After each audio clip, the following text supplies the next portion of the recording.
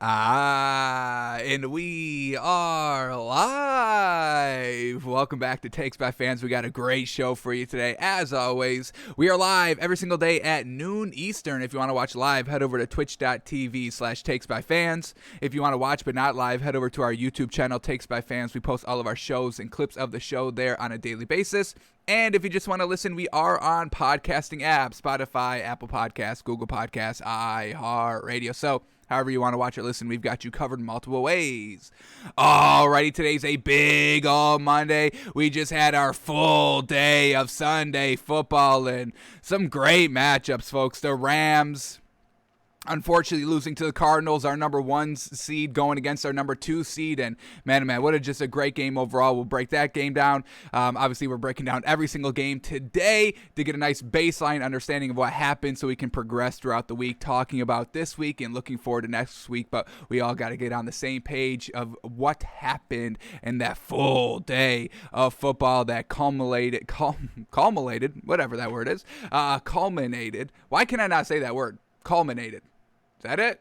Whatever it is. It ended with the Bucks and the Patriots and man, oh man, going down to the wire, and Tom Brady gets the edge over old Billy B out there. But once again, another great game that goes down to the wire. Tom Brady didn't win the game. Bill Belichick didn't win the game. It was a team effort in the end, but man, oh man, a great game overall. But we got a lot of games to get into, what happened, break it down, who played good, who played bad. So let's just get right into it. But there's one thing we have to touch on because the Jaguars played on Thursday night, and we already broke down the Thursday night game. But have y'all been following social media on this whole Urban Meyer thing? So after the game, he stays in Cincinnati. And then he ends up going out and partying, and he's getting like a lap dance by this other girl, and that's not his wife. That wasn't his wife. So this man stayed in Cincinnati after his team left. He stayed behind and went out because he said in this just came out today, his official apology. I was kind of waiting for all the facts to come up before we spoke about this because it was just so bizarre. But yeah, he ends up going out.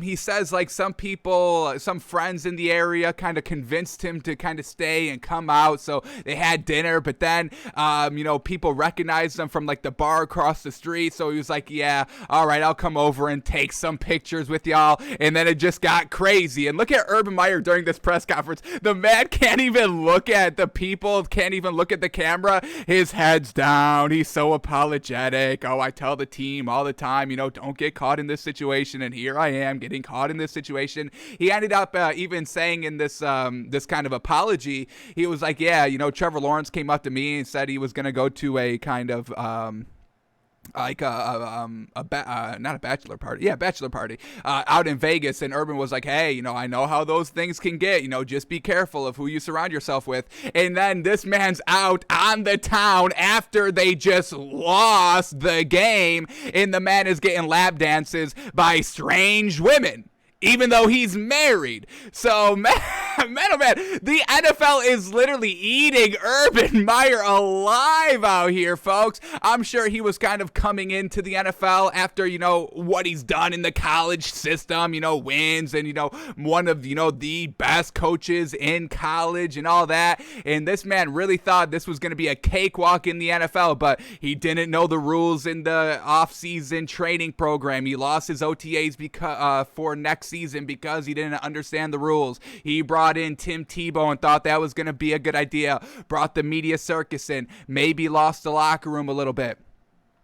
And now this man is out on the town after a game doing exactly the opposite of what he told his entire team to do. So once again, losing the locker room here. I mean, it's real quick to lose the locker room, and it's hard as heck to gain the trust and the respect of your players back. So this man, I don't know how long he's going to last out here. We know the Jaguars are just not a good team, but Trevor Lawrence is real solid, and he's kind of developing and getting better, and we're seeing a lot of promise in him. So maybe it's going to be Urban Meyer holding him back. And if that's the case, you have to move off of Urban Meyer because he hasn't proven anything in the NFL system. Yes, he was great in college, but obviously ask Nick Saban, it's a little bit of difference between the college program and the NFL system. So Urban Meyer, man, we haven't seen one great thing, even good thing, even mediocre thing out of Urban Meyer since he was named day one, named the head coach for the Jaguars, and now we're 4 weeks into the season, and this man is still not getting it. He's still not getting it. And I know learning curves for players in the league and all that, but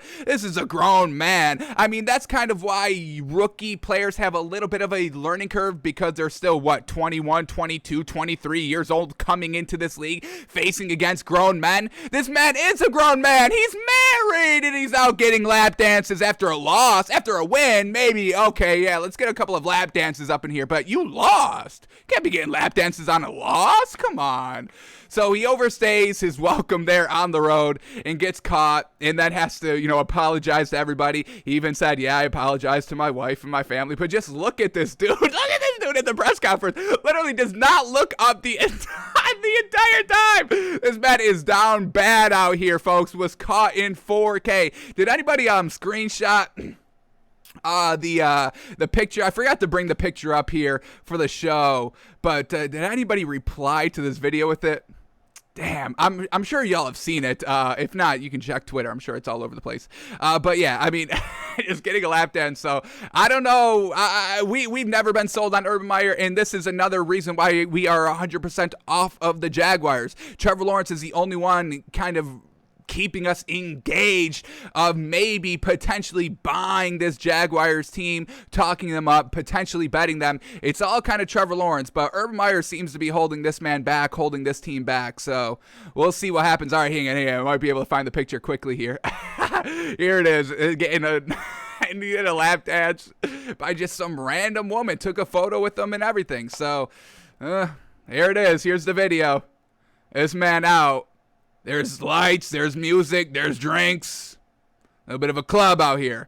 And the man is getting a lap dance by not his wife. So we'll see. We'll see what happens with Urban Meyer.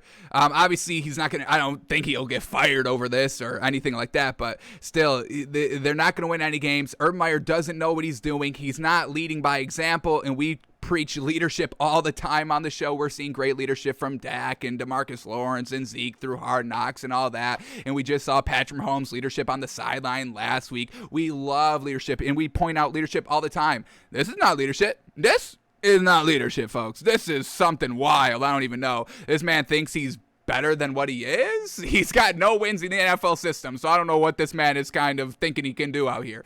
So that's Urban Meyer, folks, apologizing for staying in Cincinnati maybe a tad too long out here. So we'll see how he kind of tries to win over the locker room, try to get that locker room respect back. And what do they got next week? You should be preparing. I mean, he better hope he's got an easy opponent, even though there's really no easy opponents for the Jaguars because, they are kind of the easy opponent out here. So you had all these extra days and you were too busy cheating on your wife. That's what you want to do in your spare time? Cheat on your wife? You don't want to get ready for, who do you got? They got the Titans. You got the Titans this week and you're out getting lap dances. You should have used that Friday, Saturday, Sunday, that extra time. You're still in season, baby. You should have used that Friday, Saturday, Sunday to start preparing for the Titans. Urban Meyer, you better hope that A.J. Brown and Julio Jones aren't good to go because then you may have a chance to win that game. But I don't know, man. I don't know what the hell this dude is doing. So we'll keep an eye on Urban Meyer, but this man is floundering so far in this head coaching job, getting eaten alive. This is the face of a man that is down bad. This is the next canvas, folks, right here. This is the next canvas. Apologetic Urban Meyer. We'll get this on the wall behind us any moment. So, man, oh man, Urban Meyer, folks. There he is.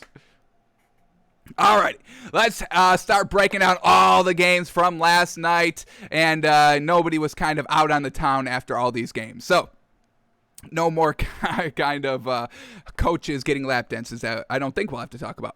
But here we go. Let's start here with the Jets and the Titans. And look at this, folks. The Jets get their first win of the season. Robert Saleh gets his first win as a head coach, and it came in pretty good fashion. And once again, Zach Wilson not looking the greatest out here, but this man made some absolute magnificent throws to get them in the game, to tie the game, to win the game.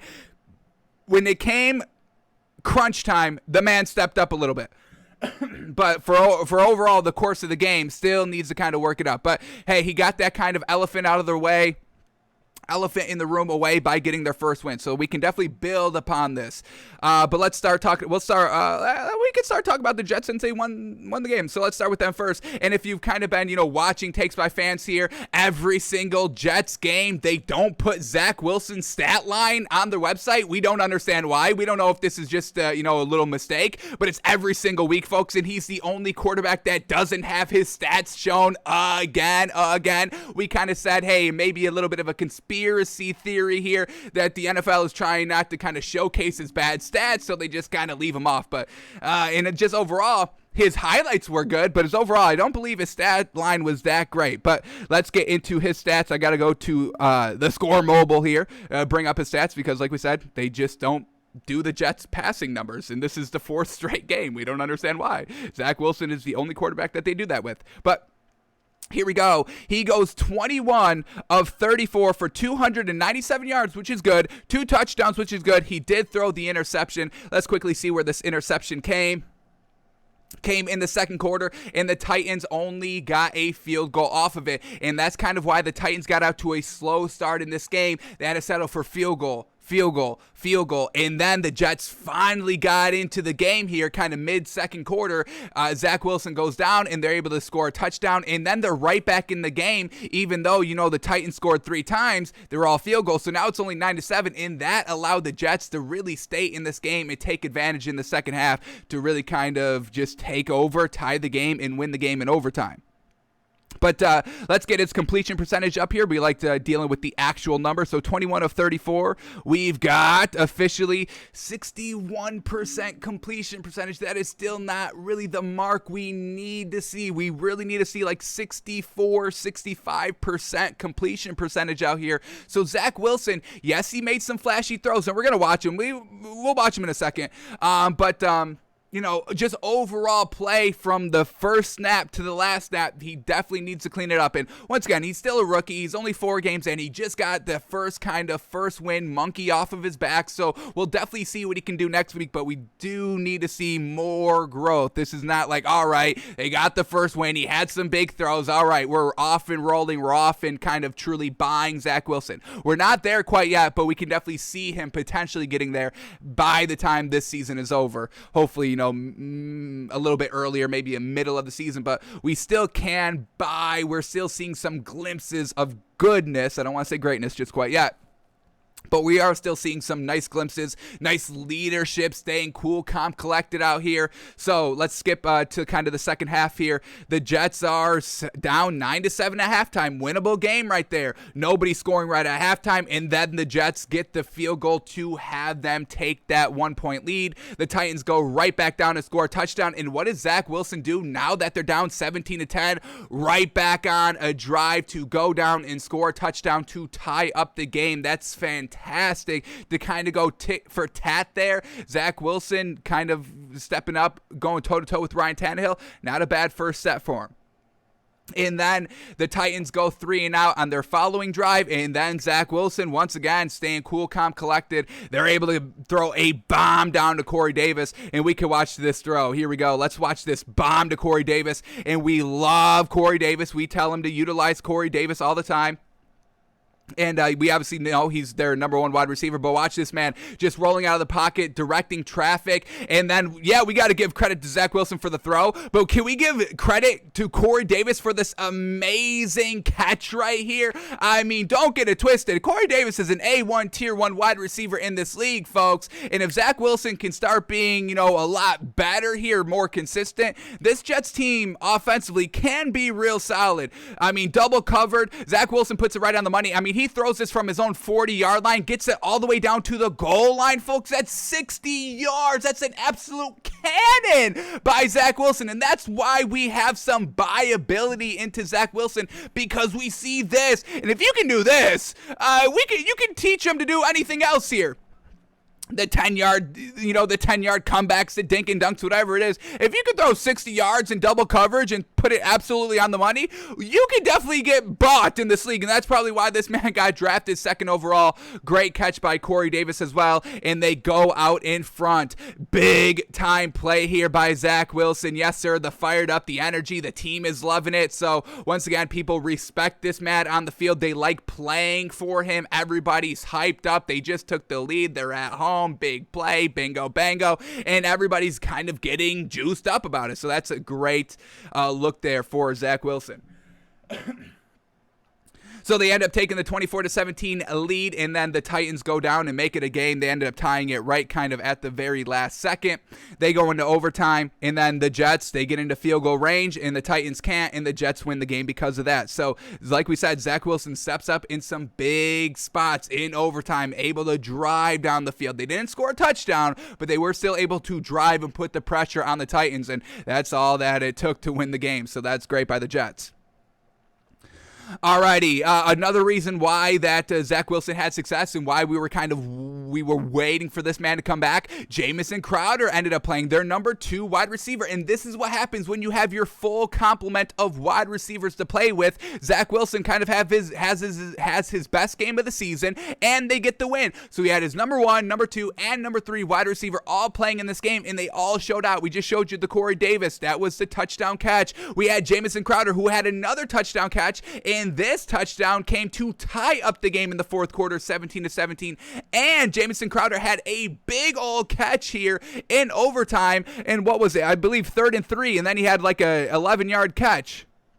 Here we go, 3rd and 3 at the Titans' own 20-yard line. He gives the ball to Jamison Crowder, and they're able to kind of extend it and have a chance to potentially put the ball in the end zone there to really kind of shut it out in overtime. But Jamison Crowder being there for the touchdown, that clutch touchdown, and then again in overtime, that's what we wanted to see. And finally, when Jamison Crowder is back healthy out here, he's making an instant impact. The Jets are able to move the ball decently throughout the entire game, and they're able to win the game. So once again, you need all of your receivers here, and now that all of his receivers are here, we can truly start gauging Zach Wilson a little bit more accurately here. So absolutely loved it. So the leading receivers for the Jets, Corey Davis, 4 receptions, 111 yards, 1 touchdown. We just saw that. Keelan Cole, 3 catches for 92 yards. Jamison Crowder, 7 catches for 61 yards and a touchdown. And then it's Tevin Coleman, 2 catches for 17 yards. But there they are, folks. Zach Wilson not dinking and dunking to his running backs, not, using the safety net and safety blanket of the tight ends, going to all of his wide receivers right here, folks. You got to absolutely love it. So well done to Zach Wilson, and now we can see if he can build off of this win. Who does he got up next week? Let's quickly take a look. Does he really have to step up his game? They got the Falcons next week. Okay, but so another kind of easier opponent to really kind of ease them into this game, or into this kind of league a little bit. So we'll see if he steps up and kind of builds off of this win. But an overall good performance. Let's quickly watch some of these other big throws that he had. Here we go in the third quarter as well, down 9-7. Zach Wilson escaping the pocket on 3rd and 6. It's 3rd and 6 and just launching it down. And there we got Keelan Cole or Jamison Crowder there. Keelan Cole. So another big throw to a big-time wide receiver, and then here we go in overtime, going deep, and that time it is Keelan Cole again, folks, on 3rd and 2, and an absolute beauty. This might have been his best throw of the entire game, and I know that Corey Davis throw was absolutely immaculate, but here we go, just throwing it from the right hash all the way down to the left sideline on a nice hitch route. I mean, let's count the yards. He's throwing it from his own 35-yard line, getting it all the way down to, what do we got here? He's on it down to the other 30, down to the 25-ish. I mean, sheesh, what do we got, 25 and 15? 40 yards. I mean, absolutely right on the money, pinpoint accuracy. So when he had to step up to make the big time throws in the fourth quarter in overtime, he absolutely did it. So well done by Zach Wilson for finally getting his first win of his NFL career. All right, now let's talk about the Titans. Obviously, they lost the game, lost in overtime. Unfortunately, could not kick the game-tying field goal. Or they did kick the game-tying field goal and ended up missing it. How truly unfortunate. And then the Jets just win outright instead of tying the game. But no Julio Jones, no A.J. Brown for this Titans team. So Ryan Tannehill not having his number 2 and number 1 weapons out here receiving-wise. So Ryan Tannehill goes 30 of 49 for 298 yards, 1 touchdown. He didn't throw a pick, which is great. But a little bit of a dink and dunk game just because he didn't have his receivers out there to go down the field. And we know Ryan Tannehill's an above average game manager quarterback in this league. He's not an A1 tier 1 quarterback that can kind of elevate tier 3, tier 2 weapons to tier 1 to get the most out of their production. So a little unfortunate there. He tried his damnedest, and I'll give him that, but kind of couldn't punch it in here. I mean, like we said, yeah, they were up 9-0 in this game, but could not score in the red zone right here, folks. 1st and 10 from the 19, 2nd and 10 from the 19, 3rd and 8 from the 17. Not punching it in, has to settle for a field goal. Their next drive, here we go. 1st and 10 from the 20, 2nd and 3 from the 13, 3rd and 1 from the 11. Can't punch it in, and they have to kick the field goal. And then again, after a Zach Wilson interception, we get a 1st and 10 from the 14, a 2nd and 6 from the 10, a 3rd and 6 from the 10. They can't punch it in, a field goal. If you punch it in there, you're up 21-0, and I don't think Zach Wilson's coming back down from 21-0. I like Zach Wilson, but I don't think he's coming back down from 21-0. Not a lot of quarterbacks can come back from down 21-0. So a little unfortunate there by Tannehill and the Titans not punching it in, not scoring touchdowns, having to settle for field goals. But Ryan Tannehill, 30 of 49. Let's get that completion percentage up once again, 61%. So basically on par with Zach Wilson, a rookie. We don't really want to compare anybody to Zach Wilson at this current moment. That's not a compliment to anybody. So Ryan Tannehill, he played good game manager. And, he let kind of Derrick Henry take over, which is always a smart option. Derrick Henry, 33. I love talking about Derrick Henry, folks. Damn, 33 carries. That's what we love. And I can guarantee you, we'll keep track since this is the first game we're breaking down for today. But I can guarantee no other team has 33 rushes by one single player. And I'll go out on a limb here. No team has combined 33 carries by all their running backs. Maybe potentially the Browns because they got 2 great ones, and maybe they get close to 33, but I don't think they go over 33. So we will kind of track that as we break down every other game. But yeah, you rely on Derrick Henry, 33 carries, 157 yards, doing his thing. 1 touchdown was the game-tying touchdown at the end of the game, 2 force overtime. So clutch Henry, we all know that. So Derrick Henry got it done there in the rushing game. Let's see who Ryan Tannehill was throwing the ball to since he didn't have his number 2 and number 1 receivers out there. So we get Jeremy McNichols.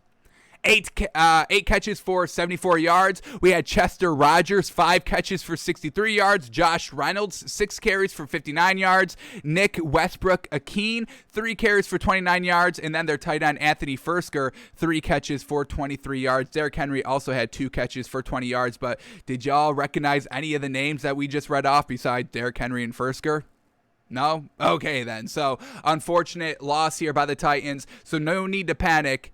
They were still in this game, and unfortunately losing to the Jets for their first win is never great optically, but I don't think there's any true reason to bail on this Titans team. They didn't have Julio, they didn't have A.J. Brown, and they still only lost by 3 in overtime. That's still pretty solid on the road. Not bad out there. So Titans took an L, unfortunately. Very well done by Zach Wilson for getting his first win of the season.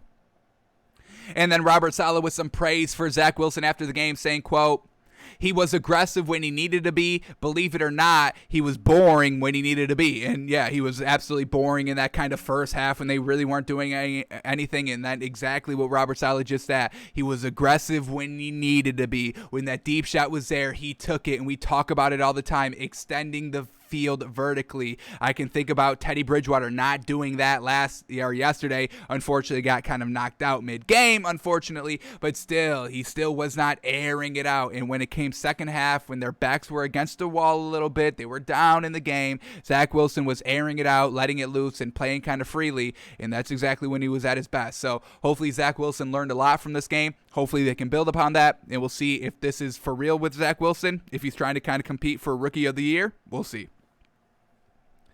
Alrighty, so the Jets get the 3-point win, 27-24. Alrighty, next game up here is the Chiefs and the Eagles, and how about this, folks? No team punted in this game. It was score, score, score, score. I think the Chiefs had one turnover, and that was really the difference, but nobody was punting in this game. Absolutely magnificent, and just unfortunate loss here by this Eagles team, but there are silver linings here for this Eagles team, folks. What was kind of our one big knock on the Eagles? We thought they were still a solid team, and we still do think they're a solid team. This is not a time to bail on this Eagles team. No. But they truly fixed up what they were struggling with in the first kind of couple games up until today or yesterday, which they truly kind of figured it out. They put up 30 points. They were able to kind of score a little early. Now they still struggled a little bit, but they are showing promise and showing a little bit of growth here. So we are not going to be bailing on this Eagles team, folks. Yes, they're 1-3, but I don't think it's too much cause for concern here. So let's start here with the Chiefs since they won, and then we'll start talking about the Eagles. But here we go. Patrick Mahomes, 24 of 30. Yes, sir. Great completion percentage there, 80%, 278 yards, 5 touchdowns by Patrick Mahomes, 1 interception. And once again, what was our kind of concern with this Chiefs team that we saw these last 2 weeks? They were turning over the ball a lot, 2 to 4 a game. They only had 1 this time, and they scored a touchdown basically on every other possession, so they were truly getting it done. I mean, this was the Chiefs' drives for the entire game. First drive, touchdown. Second drive, touchdown. Third drive, touchdown. They only had 3 drives in the first half, scored a touchdown on every single one of them. You can't get any better than that, folks. Truly fantastic. Then coming out of halftime, first drive is the interception. Second drive out of halftime, touchdown. Third drive out of halftime, touchdown. Fourth drive at a halftime, touchdown. So 3 touchdowns in the first half, 3 touchdowns in the second half, scoring a touchdown on every single drive besides one where he threw a pick. But I'm sure that was on pace, on par to score a touchdown anyway. So just a almost pure flawless game here by the Chiefs. Every time they touched the ball, they scored it, basically. So, great job by Patrick Mahomes. Great job by this Chiefs team not really truly turning over the ball. They had 1 turnover, folks. I think we can get away with 1 turnover if you're going to throw 5 touchdowns and put up 42 points and score the ball every single other time that you touch it besides that 1 interception drive. So fantastic work here by the Chiefs. Exactly what we were expecting. We took the Chiefs minus 6.5 here, and they win by 12. It's just, and we're not bailing on this Eagles team. It's just unfortunately they faced a Chiefs team that came into this game losing 2 straight games. Of course, you were going to awaken the dragon right here, and they were going to play basically a flawless game. Unfortunate timing here for the Eagles. All right, the run game got it done here. Clyde Edwards-Helaire, 14 carries for 102 yards, and he didn't fumble. Fantastic. And Darrell Williams got into the mix as well, 10 carries for 42 yards and a touchdown. And then who got back into the big spotlight here, which we absolutely love? Tyreek Hill, baby. Kind of emerging as the best wide receiver in this league. 11 receptions for 186 yards and 3 touchdowns. Yes, sir. We'll definitely look at every single one of his catches in our Wednesday film study because this man truly got done. I think he led the week in receiving yards. He was the best receiver of the week, and we absolutely love that. So when push comes to shove, when their backs are truly against the wall, when they're facing going 0-3 in a 3-week stretch, they all step it up, and that's exactly what we expect from Patrick Mahomes and Andy Reid. So unfortunate loss here by the Eagles, but do not worry, Eagles fans, Eagles believers, Eagles lovers, whatever y'all are out there, do not worry.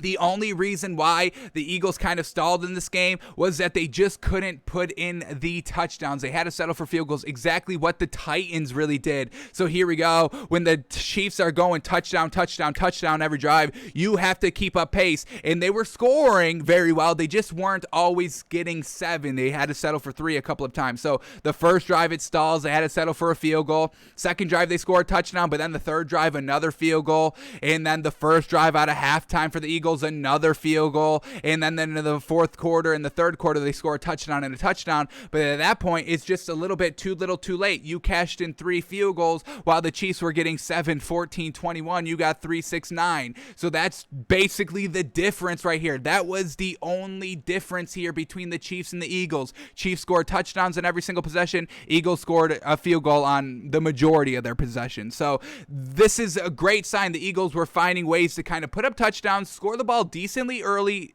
and kind of consistently, and that's what they were struggling with the last 2 weeks against the 49ers, never able to really score, and they were going for it on fourth down, and they weren't getting it, and that was affecting them. They barely put up, like 11 points that game.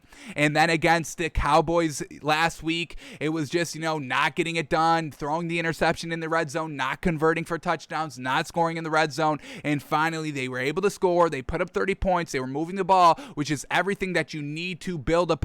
So do not worry about the Eagles, folks. Do not jump off ship on this Eagles. But let's start talking about these Eagles players. Here we go. Jalen Hurts goes 32 of 48 for 387 yards and 2 touchdowns. 32 of 48. What do we got? 66% completion percentage. We'll take that. 387 yards. Fantastic. 2 touchdowns. Fantastic. No picks. Fantastic. So overall, real solid game here by Jalen Hurts. Just unfortunately couldn't get it done in the red zone. Let's see where these kind of drives stalled. So here we go. Their field goal drive, we get a 1st and 10 at the 18, a 2nd and 8 at the 16, a 3rd and 8 at the 16. They can't pick up the first down. They have to settle for a field goal. Second field goal drive. Let's see how it stalled here. We get a 1st and 10 at the 12, a 2nd and 4 at the 6, a 1st and goal at the 3, a 2nd and goal at the 3, a 3rd and goal at the 3, and then they kick the field goal. So once again, that's exactly what we saw in that 49ers game for the Eagles, not getting it on really the goal line. So they truly, if they can clean that up, let's see what this third field goal drive was like. We get a 1st and 10 at the 18, a 2nd and 8 at the 16, a 3rd and 1 at the 9, a 1st and goal from the 7, a 1st and goal from the 12, a 1st and goal from the 12, a 3rd and goal from the 6, a 4th and goal from the 6, a 4th and goal from the 3, and then they just end up taking the field goal. So we'll definitely watch this in our Wednesday film study to kind of see what was going wrong with this Eagles team in the red zone. Why did they have to settle for field goals, and see if it was on Jalen Hurts, the wide receivers. Was it just great defense by the Chiefs, or was it bad play calling by Nick Sirianni? We'll go a little bit deeper on our Wednesday show about it, but once again, no true cause for concern here for the Eagles. All right, the Eagles barely ran the ball as well. Jalen Hurts was their leading rusher, 8 carries for 47 yards. Then we have Kenneth Gainwell, 3 carries for 31 yards. Then Miles Sanders, 7 carries for 13 yards. So they had no interest in running the ball here. And when the Chiefs are just keeping up the gas, keeping up the momentum, touchdown, touchdown, touchdown, touchdown, touchdown, touchdown, touchdown. I mean, there really is no room to run the ball because you have to keep the fast pace. You have to keep up the touchdowns and moving the ball down the field, keeping the defense off on their toes. So the Eagles just couldn't keep up scoring pace with the Chiefs. That's not a bad thing to say, folks. That's not a true knock at all. So I don't know what the national media is saying yet. It's Monday. Everybody's going to be having their opinions coming out, and we'll see what the national media is saying about this Eagles team. But I would say don't get kind of, confused. The Eagles are still a good, solid team. They're good offensively. They're good defensively, folks. It's just the timing. The Chiefs just lost 2 games heading into this game. Of course, they were going to be on their bullshit, and they scored on basically every single possession. All right, let's wrap up this Eagles team by seeing who Jalen Hurts was throwing to. Devontae Smith, the leading number 1 wide receiver for the Eagles, 7 catches for 122 yards. Fantastic work by Devontae Smith, and we'll watch him on Wednesday as well. Give this rookie wide receiver some love. Zach Ertz, second leading receiver here, 6 receptions, 60 yards. Kenneth Gainwell, 6 receptions, 58 yards. Dallas Goedert, their other tight end, 5 receptions, 56 yards, and a touchdown. Miles Sanders, 3 receptions, 34 yards. Quez Watkins, 3 receptions, 33 yards. So Jalen Hurts spreading the ball all over the field, throwing the ball heavy and basically often as heck. So once again, I don't understand the hate on Jalen Hurts. We believe in Jalen Hurts 100% as a starting quarterback in this league. And if you were watching the Sunday pregame, Jay Glazer came on because once again, this whole Deshaun Watson nonsense that's going along. We kind of heard that the Eagles were interested in Deshaun Watson as this week was kind of progressing. And then come yesterday, the Eagles are out on Deshaun Watson. So once again, we never hold really any truth into all this Deshaun Watson news going around. We don't think he gets dealt this year. Maybe in this year's offseason, but we don't think he's going to go mid-season here. And the Eagles, they've got Jalen Hurts. He just proved he can put up 30 points here. Why are we moving off of him? People need to kind of settle down on these quarterbacks. So Jalen Hurts, we believe in him. He's getting it done, and there's really no reason to move off of him. So just an unfortunate timing loss here by the Eagles. A good, entertaining game, high scoring as heck throughout the entire game, and that's what y'all liked because I was watching Twitter last night during the Patriots-Bucks game, and in the first half, when it was like, what would they go into halftime, like 7-3, something like that, and everyone on Twitter was like, oh, this game is so boring. This game is so boring. Well, there we go, 42-30, but now y'all want to call Jalen Hurts trash. So you can't have it both ways, folks. Our high-scoring game's good and entertaining and good, and you like that, but then you can't call these quarterbacks trash. So y'all can pick which ones y'all have. Y'all just have to make your decision. So no worry here by us on Jalen Hurts and this Eagles team. Alrighty, next game up here is the Panthers and the Cowboys, Ian. Yes, sir, folks. Did we call this one perfectly, folks? Did we call this one perfectly? And if you were kind of, watching us on Twitter yesterday as the games unfolded, we had to kind of go for bat and to defend this Cowboys team because we don't understand what the hell this Cowboys team has left to prove. Where is all these still doubters and question marks coming about for this Cowboys team? We believe in this Cowboys team 100%. We just ranked them number 3 in our power rankings on Tuesday's show, and we re-rank our power rankings on tomorrow's show, so we'll see if they go up or down. But they won, so y'all have a good understanding of what we're going to do tomorrow. No. But where is all this kind of question marks and doubt coming from for this Cowboys team? Their first game of the season, they went toe-to-toe with the Bucs. Okay, they lost to the Bucs, the defending Super Bowl champions, on the road, first game of the season, but they still went toe-to-toe, and they put up 30 points. So, okay, well, y'all were not buying the Cowboys then, and then they went out and beat the Chargers in L.A., and once again, getting no respect, and then they went out and blew out division rival, the Eagles, and everyone was saying the Eagles were such a great game heading into that game, and then after the game, everyone wanted to say the Eagles were trash, so they didn't give the credit to the Cowboys because after the game, y'all called them trash. And then they just went against the number 1 defense in the league, which y'all were saying the number 1 defense, and we kind of agreed this defense was very, very good. We're not here to kind of knock this Panthers team 100%. This is a real defense here in Carolina. I will say that. We'll give 100% credit to this Panthers defense. The offense, not quite yet.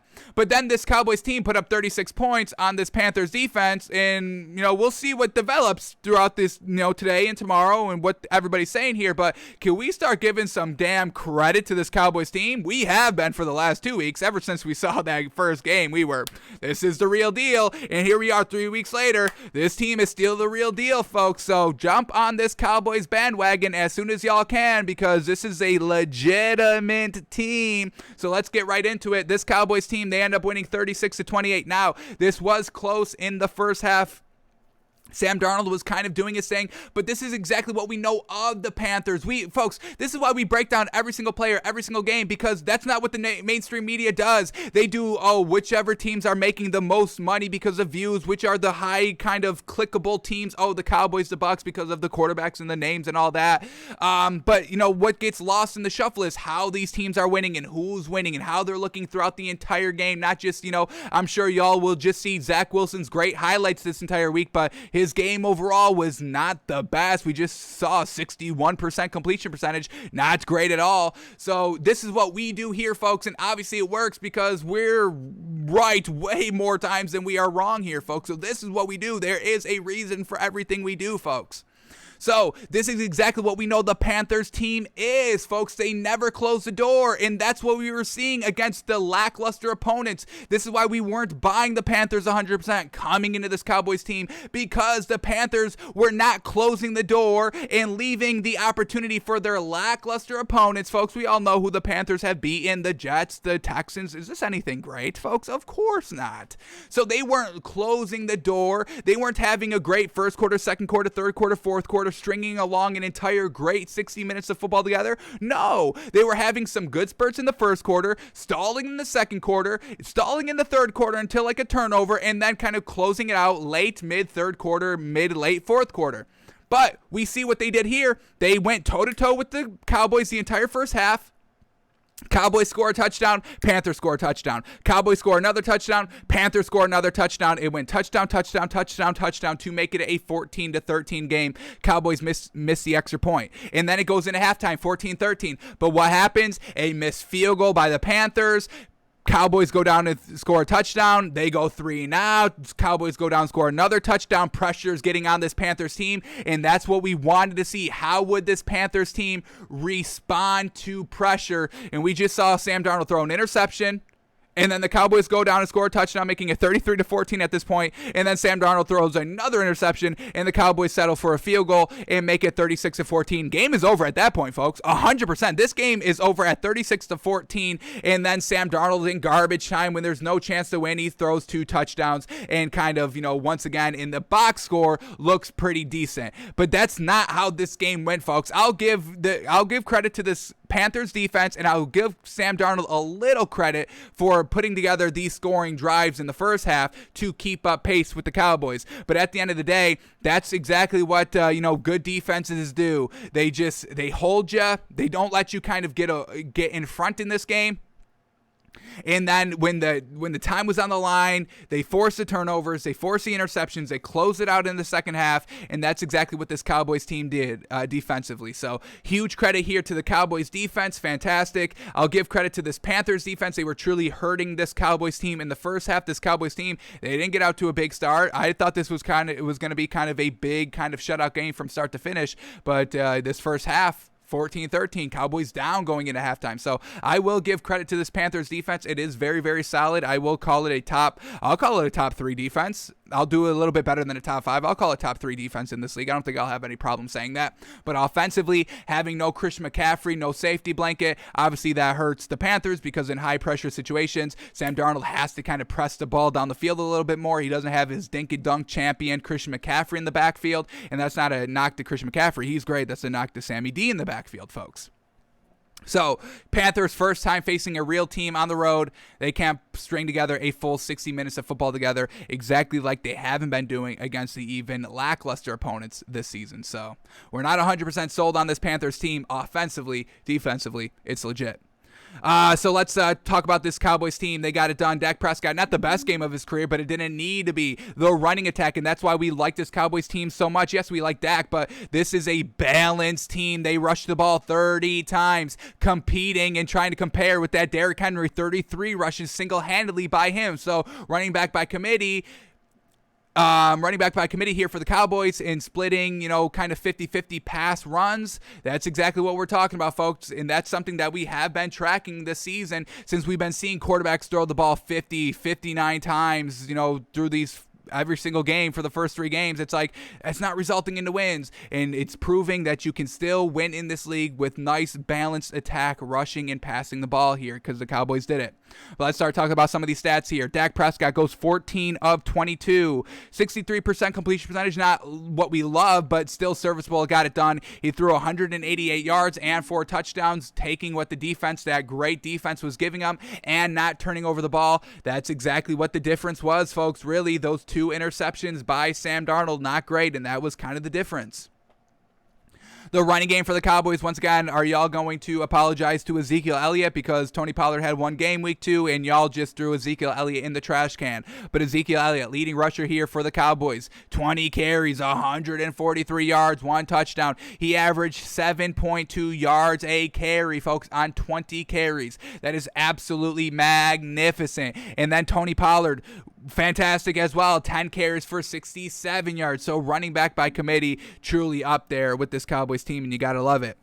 Dak Prescott, who is he throwing to this game? Amari Cooper, 3 catches for 69 yards and a touchdown. Dalton Schultz, their tight end. Can we talk about this man? This man is truly exploding onto the scene. And, we talk about the depth here of this Cowboys receiving core, Amari Cooper and CeeDee Lamb and all that. And now the tight ends are starting to get into it. I mean, sheesh, folks. This is why we love the Cowboys. Dalton Schultz, second leading receiver here for the Cowboys. 6 receptions, 58 yards and a touchdown. Sad Wilson, 2 receptions, 30 yards and a touchdown. Blake Jarwin, 1 reception, 18 yards and a touchdown. And y'all know who made no noise in this game? CeeDee Lamb, 2 catches for 13 yards, no touchdown, and they still put up 36 points. They still throw 4 passing touchdowns, and they don't even utilize CeeDee Lamb. This is why we love the Cowboys team. Sam Darnold doesn't have Chris McCaffrey for one game, which is usually their leading receiver and leading rusher, and he flounders in this game, doesn't have him. Dak Prescott doesn't use CeeDee Lamb, who's their number 2 option, doesn't really utilize them, and they still put up 4 passing touchdowns and still put up 36 points, folks. Respect this Cowboys team. I don't know what it's going to take for y'all to believe in this Cowboys team, but here we are. We're still believing in them, folks, so I don't know what y'all want. We'll probably see them potentially number 2 tomorrow in our power rankings. I don't want to spoil it, so I'll say potentially. Maybe we'll even see him number 1. Maybe. You have to come and tune in for that. But great job by the Cowboys offense and defense. Now let's talk about this Panthers team statistically. Sam Darnold throws the ball 49 times. He goes 26 of 39. What do we got? 26 of 39, 66% completion percentage. Real solid, exactly what we're looking for. But 301 yards, once again, that's real solid. But the 2 interceptions there, he did throw 2 touchdowns, but those came in garbage time. He did run for 2 touchdowns. Those are the more impressive touchdowns because they came when the game was competitive. So I'll give him the 2 rushing touchdowns, but realistically, 0 passing touchdowns on 2 interceptions when the game was competitive, when everything mattered then. Not the greatest there by Sam Darnold. Truly struggled and truly floundered. All right, Chuba Hubbard rushing attack, didn't do as great as Christian McCaffrey did, but still solid, serviceable, enough to kind of be the game manager right here for this one game potentially needed.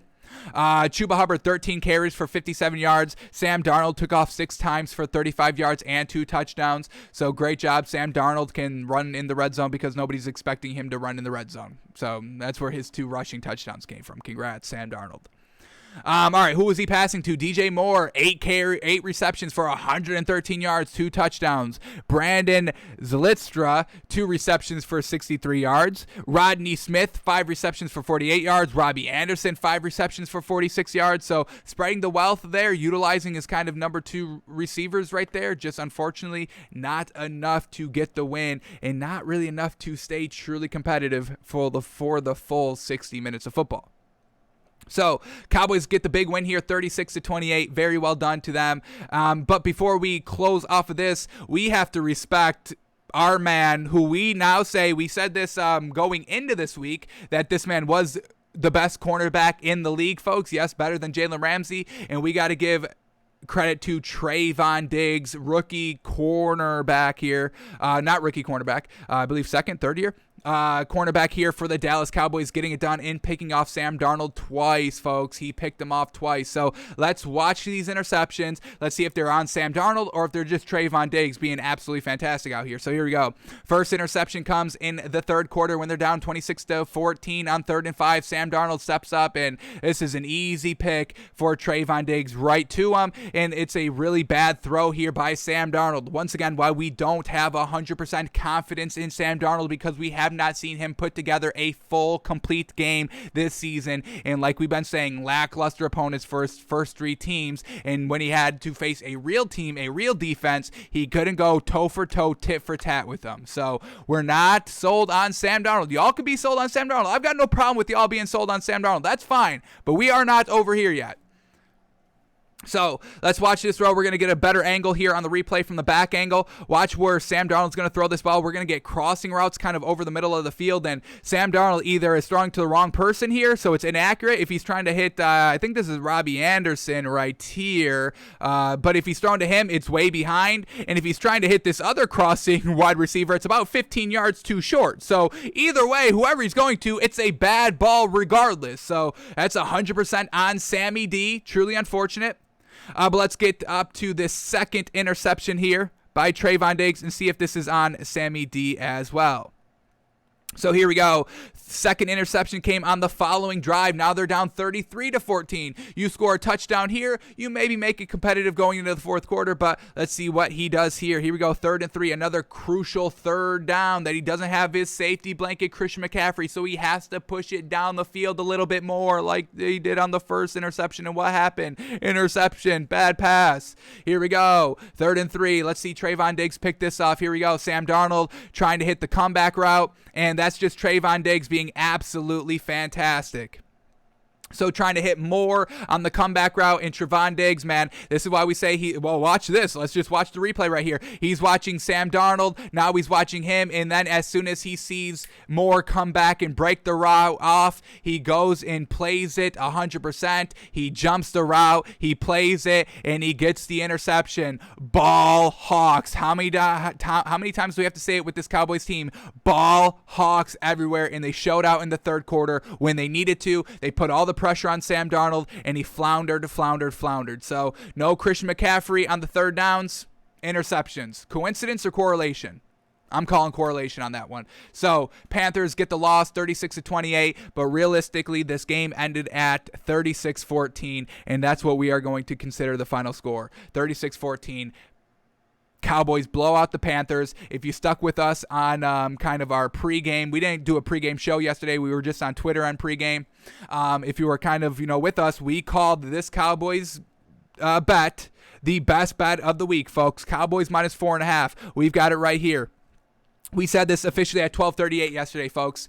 Cowboys minus 4.5 is the best bet of the week, and like we said, they were up 36-14, and then the final, they also cover the spread. No worries, they win officially by 8 points. That's definitely more than 4.5. So great work here by the Cowboys. We absolutely love them, and we'll see if the national media starts giving them the credit they truly deserve. They definitely need to be top 3 in this league, power rankings wise, and we'll see as everybody's come out this week. But Cowboys doing what the Cowboys do, absolutely love it. Don't just need Dak. It's not just a one trick pony here with this Cowboys team. They get it done every facet of the game. You gotta love it.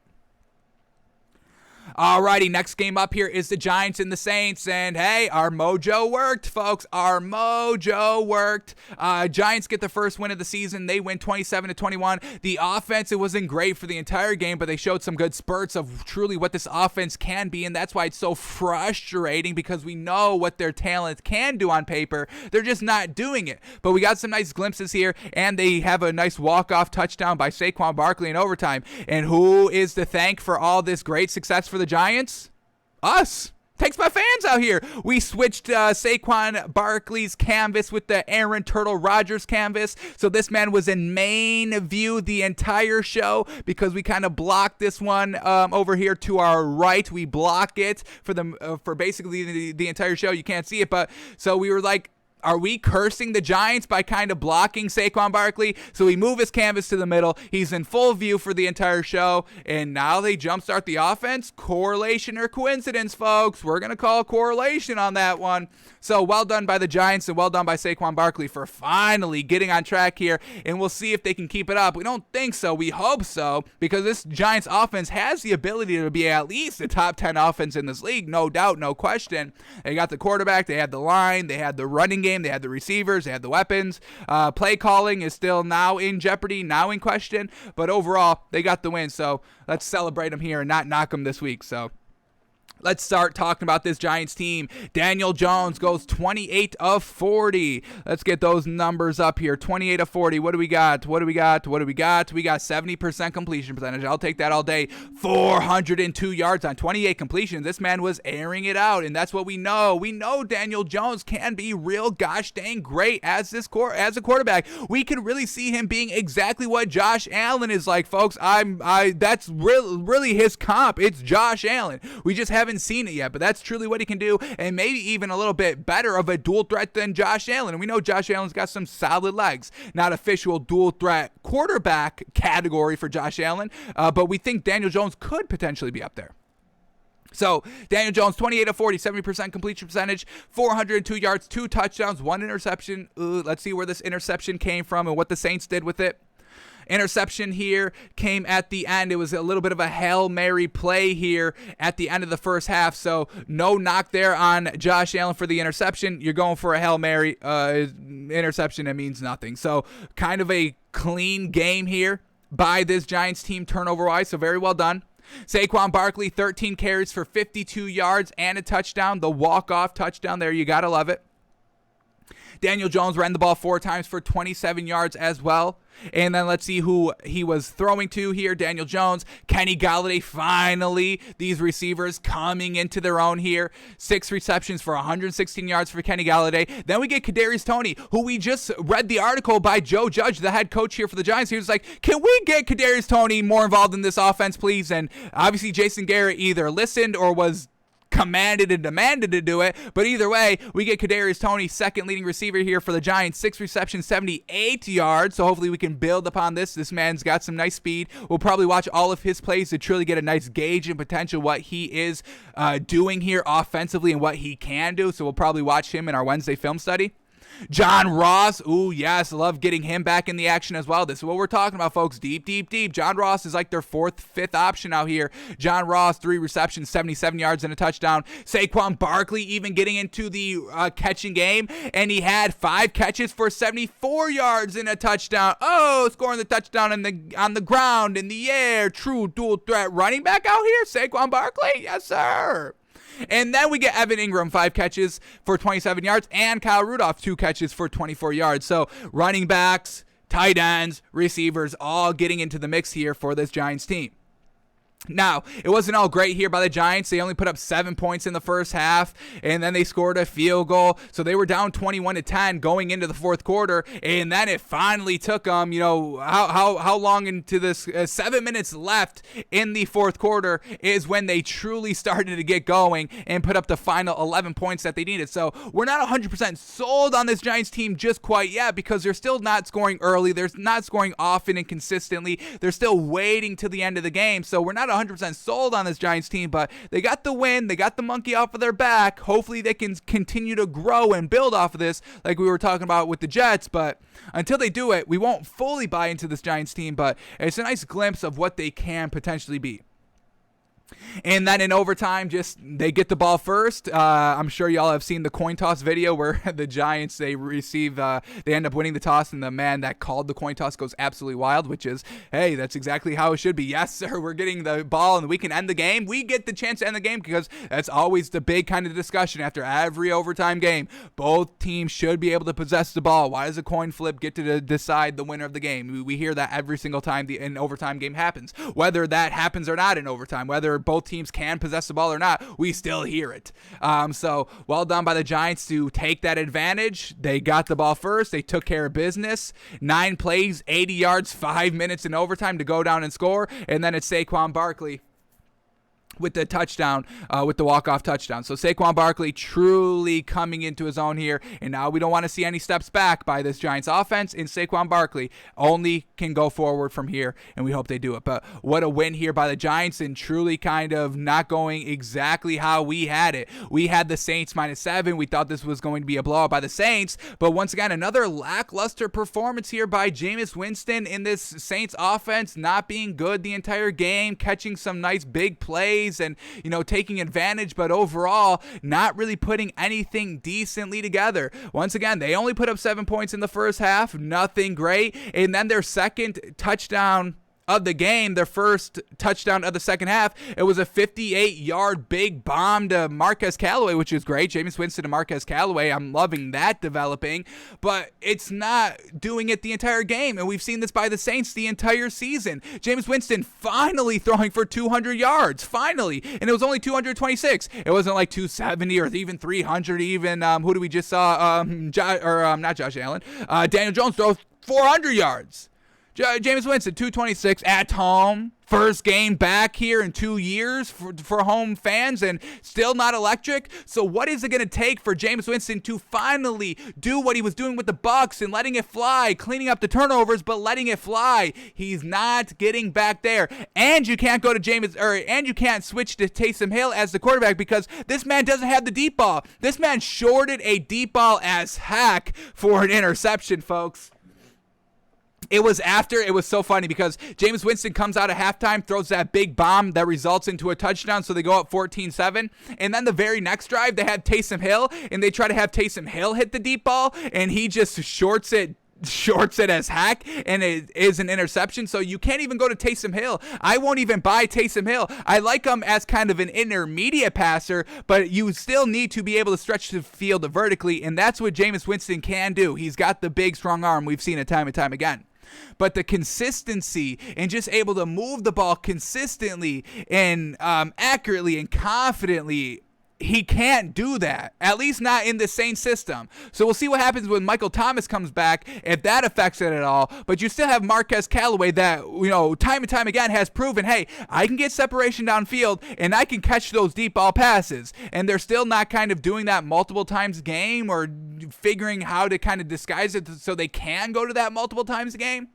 So either way you cut it, Saints lackluster here and truly lost this game. Jameis Winston, I don't know what to make of him. I think he's scared to throw the picks. I think he knows, hey, if I start throwing pick after pick after pick, regardless if I'm putting up the points and putting up the wins, regardless, it's going to leave a black mark on my kind of overall resume, my legacy, and then the media is just going to run with it, and they will not stop. They will not stop with the Jameis Winston interception narratives if that's what he starts doing. So I think Jameis Winston is being a way too conservative right here, and that overall is hurting the Saints, and you can't go to Taysom Hill because he doesn't have the same arm Jameis Winston has.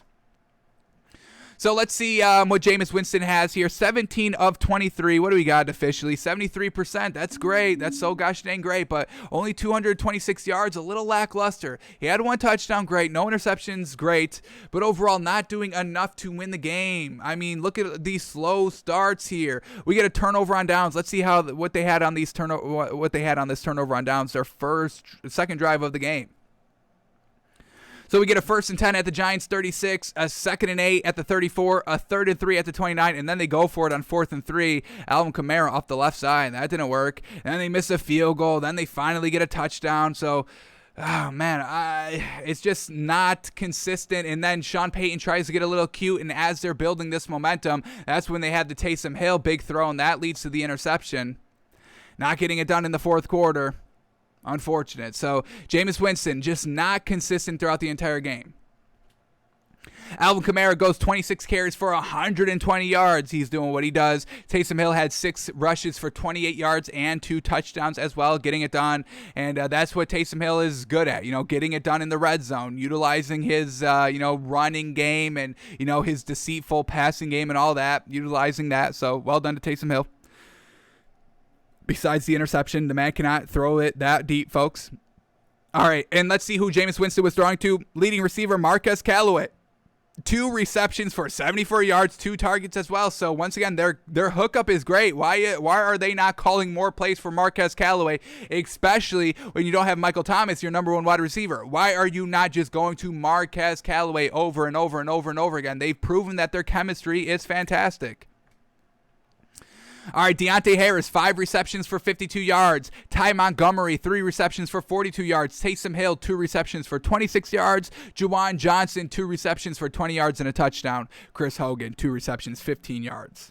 So he's spreading the ball around, which is great, but not getting it done, and it's not resulting in the wins. They're 2-2, and they're kind of floundering against teams that they shouldn't flounder. You should not flounder against the Giants at your home stadium. This should have been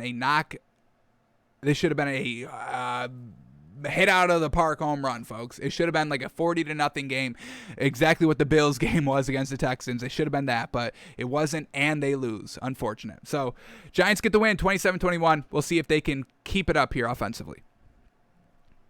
Alrighty, next game up here is the Browns at the Vikings. And once again, the Vikings, man, I don't know what the hell is going on here. Very well done by the Browns defense, getting it done again, only holding the Vikings to 7 points. And the 7 points came on their first drive. They went on a 14-play, 80-yard, 7.5-minute drive to start the game. Ends in a touchdown, and that's all they did for the entire game, folks. That's all they did. No more points. The Browns, they score a touchdown in the second quarter. They score a field goal in the second quarter. Nobody scores in the third quarter. They score one more field goal in the fourth quarter to make it a 7-point game, and that was it, folks. So great defenses by both these teams. Very well done by the Browns to really just kind of lock it down from the first drive onward. Very well done. But it's just, once again, when we look at these Viking stats, I'm sure they're going to be looking good, and everything's going to be looking good. And when you just look at the stats alone, I'm sure you're like, hey, this is a win or competitive game by the Vikings, but not really competitive in the sense that the Browns only put up 14 points, but offensively, big yikes. But let's start here with the Browns, because we saw another struggle here by Baker Mayfield. That's 2 games in a row that we've seen Baker Mayfield struggle, and that's not the greatest sign, because we've been praising Kevin Stefanski on how he's calling the games to make Baker Mayfield look very successful, and he's been floundering these last 2 games, so not the greatest, but they've both resulted into wins, so can't knock it too much, because they've got a great defense and a great running attack. They don't need Baker Mayfield to be the winner or loser single-handedly. So that's what this Browns team is, folks. They are truly one of the most complete teams that there is in the NFL. Cowboys, Browns, Cardinals, probably the top 3 most complete teams: offense, defense, coaching, special teams, everything about them. So that's, hey, you can win by more than one way in this league, folks. But let's talk about this Browns team. Here we go. Baker Mayfield goes 15 of 33. This is trash, folks. This is truly trash. 45% completion percentage. Absolutely abysmal. 155 yards, no touchdown, no pick. Running attack is obviously what carries the game, carries the team, which we know. Nick Chubb, 21 carries for 100 yards. Kareem Hunt, 14 carries for 69 yards. Fantastic. So running back by committee right here, 35 total carries, where Derrick Henry just had 33 himself. So that's what we're talking about. Kevin Stefanski knows, hey, we just don't need to go and air out the ball every single time. We can have a healthy run balance, passing balanced attack. So once again, credit to Kevin Stefanski. They got 3-1 here. Fantastic. All right. Let's see who Baker Mayfield was throwing to. We got Rashad Higgins, 4 receptions for 63 yards. OBJ, 2 receptions, 27 yards. David Njoku, 2 receptions, 17 yards. Kareem Hunt, 2 receptions, 17 yards. Demetric Felton, 2 receptions for 12 yards. Austin Hooper, 1 reception for 11 yards. So we obviously see Baker Mayfield wasn't kind of slinging this ball around, barely going to anybody, nobody really scoring, and they had to kind of settle for 2 field goals into this game. So, not getting it done consistently. Baker Mayfield not getting it done consistently. Now, lucky for this Browns team, they didn't turn over the ball, so that was fantastic. They just kind of win by the defense. Let's see how many sacks this defense had. We got Myles Garrett, only a half a sack this time.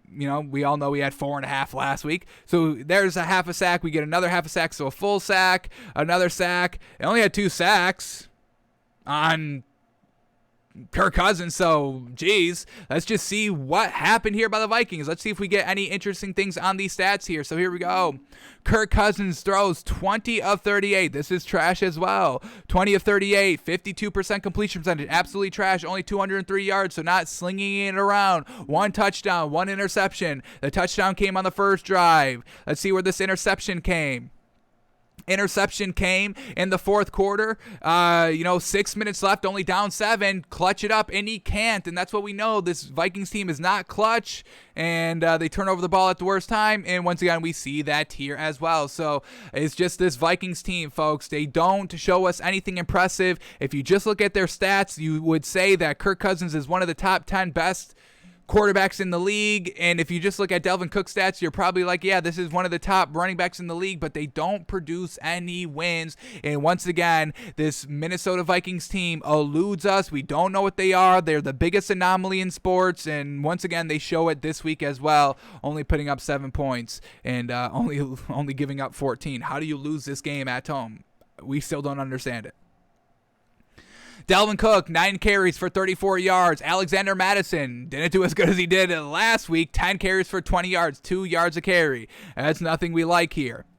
Let's see who Kirk Cousins was throwing the ball to. Justin Jefferson, 6 receptions for 84 yards and a touchdown. Adam Thielen, 3 receptions, 46 yards. KJ Osborne, 3 receptions, 26 yards. Tyler Conklin, 4 receptions, 18 yards. So just nobody was getting it done. They weren't moving the ball. 3 and outs, turnover on downs, 3 and outs again, 3 and outs, 3 and outs, 8 plays, 51 yards. That ends in a punt. How do you move the ball 51 yards and still punt the ball? Unfortunate. Then the interceptions, then 3 and outs. And just never getting it done. So Kirk Cousins is not good. We don't think he's good. He's got great stats. I can't deny it. If you just look at this man's stats, they are great, but they're 1-3. He just put up 7 points at home, only getting sacked twice. I mean, what are we doing out here? So Browns, they win a dogfight out here. No pun intended, 14-7. Alrighty, next game up is the Lions and the Bears. And yeah, this was Justin Fields' first official? Did he start? Yeah, he started the entire game last week. Second official. First kind of, not even first week of knowing, because it was a game time decision come Friday and midway Saturday. So I don't know when Justin Fields' first official starts, where he knows right from Monday that he's going to be starting. We'll see what he does then. But they end up getting the win here. And the Lions, we ended up taking the Lions +3, and they had every opportunity to win this game, folks. Truly unfortunate that they floundered. Their first drive, they fumble the ball at the Chicago's 8-yard line looking to score. And then the second drive, a turnover on downs. What do we got here? First and goal from the 5, second and goal from the 5, third and goal from the 7, fourth and goal from the 5, not punching it in. Then the third drive, fumbling again, this time at Chicago's 3-yard line. And then they hit the 3 and out for the last drive. So they could have put up, 21 points, 9 points. They could have put up between 9 and 21 points here in the first half, which would have potentially had them the lead. The Bears only put up 14 points, so it could have been 21-14, could have been 17-14, could have been 9-14 here for the Lions, but they were moving the ball and getting out to good starts, just turning over the ball, and that's something that we haven't really seen the Lions do that much, at least from the get-go when they had a chance to win this game. And we've seen them being competitive through the first 3 games, never truly getting blown out in the end sense. So, our thinking was right on target here. This Bears team was not like beating this Lions. The defense was getting it done, and the offense was turning over the ball. So we'll give, the Bears defense a little credit there for, making the big plays when you needed to down in the red zone. Hey, we'll give the Bears defense credit. But unfortunate by this Lions offense of just being super lackluster, not getting it done out here, turning over the ball, not scoring. So that was trashed there by the Lions. Then in the second half, we have a 3 and out, a 4 and out, and then they finally get the touchdown, and then they score another touchdown, making it 24-14. But at that point, it's just a little bit too little too late, and that's what we've been seeing by this Lions team, just a little too late out here. Finally, things clicking way late in the fourth quarter. But this Lions team was toe-to-toe, and our +3 should have hit. Unfortunate it didn't. All right, but let's talk about these players here. So Jared Goff goes 24 of 38. Let's see what that completion percentage is. 24 of 38. What do we get? 63%, right on the borderline of good. 299 yards on 24 completions. We'll definitely take that. 2 touchdowns, no picks. I don't think he fumbled. No, oh my God, he did fumble. He fumbled all the times. He fumbled 3 times and lost them both. So Jared Goff being absolutely trash out here. He almost bamboozled us a little bit. He was responsible for both of these fumbles in the red zone. How unfortunate. And I'm sure he was turnover on downs, 4th and goal from the 5. Jared Goff passing complete. So he's responsible for everything out here, folks. Jared Goff is trash, certified. All right, Jamal Williams, 14 carries for 66 yards. DeAndre Swift, 8 carries for 16 yards. Had a bad game as well. Let's see who Jared Goff was throwing the ball to. We get Quentin Cephas, 4 receptions, 83 yards. Amon-Ra St. Brown, 6 receptions, 70 yards. Khalif Raymond, 3 receptions, 46 yards. He scored 2 touchdowns. And then their tight end, TJ Hawkinson, 4 receptions, 42 yards. And let's shout out DeAndre Swift, 4 receptions for 33 yards as well. But Jared Goff just not being clutch in the first half on the first 3 drives. That's basically why they lose the game. If they score on all these drives, make it potentially 21 to, what do we get? It would have been 21 to 14 because the Bears scored on their first 2 possessions. Fantastic. So what would have happened at 21 to 14? Would Justin Fields been able to play as solid as he did? Who knows? So let's start talking about this Bears team and Justin Fields now. Justin Fields, 11 of 17. So finally, they didn't kind of, run him to death. They ran the ball a lot more, which should have been done last week as well to really kind of ease Justin Fields into the game. So 11 of 17 here for Justin Fields, 64%, 209 yards. It's not dink and dunk. That's fantastic. No touchdown and an interception, unfortunately. Let's see where this interception came. It came in the second quarter, and unfortunately, the Lions took that interception and went 3 and out with it. You definitely can't do that. So unfortunate interception there by Justin Fields. It did come with a minute left in the first half, so just trying to do a little something there on 3rd and 2. Unfortunate. But he got bailed out. They didn't score any points off of it, so I guess well done by Justin Fields. All right, David Montgomery, hopefully he's all right. A little bit of a tweak injury. We'll know more. It's not an ACL tear, which is great, but we'll see if he's going to be out for any time at all.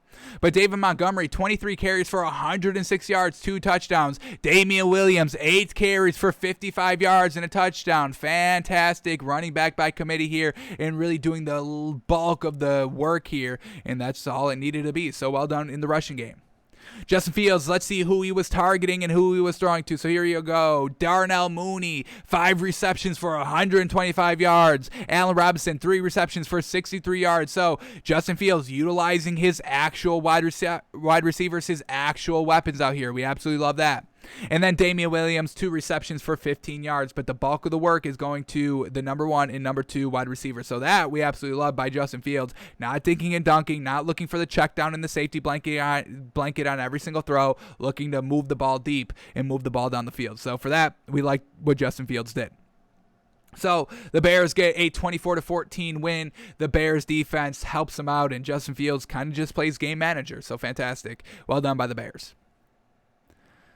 Alrighty, next game up here is the Bills and the Texans. And yeah, the Bills end up slaughtering the Texans here 40-0. But the Bills, once again, leaving the door open a little bit right here. And we've seen them do this the entire year so far, only 4 games in. And once again, is this Bills team going to kind of go like the Panthers when they have to face their first true opponent, which is going to come up this week against the Chiefs?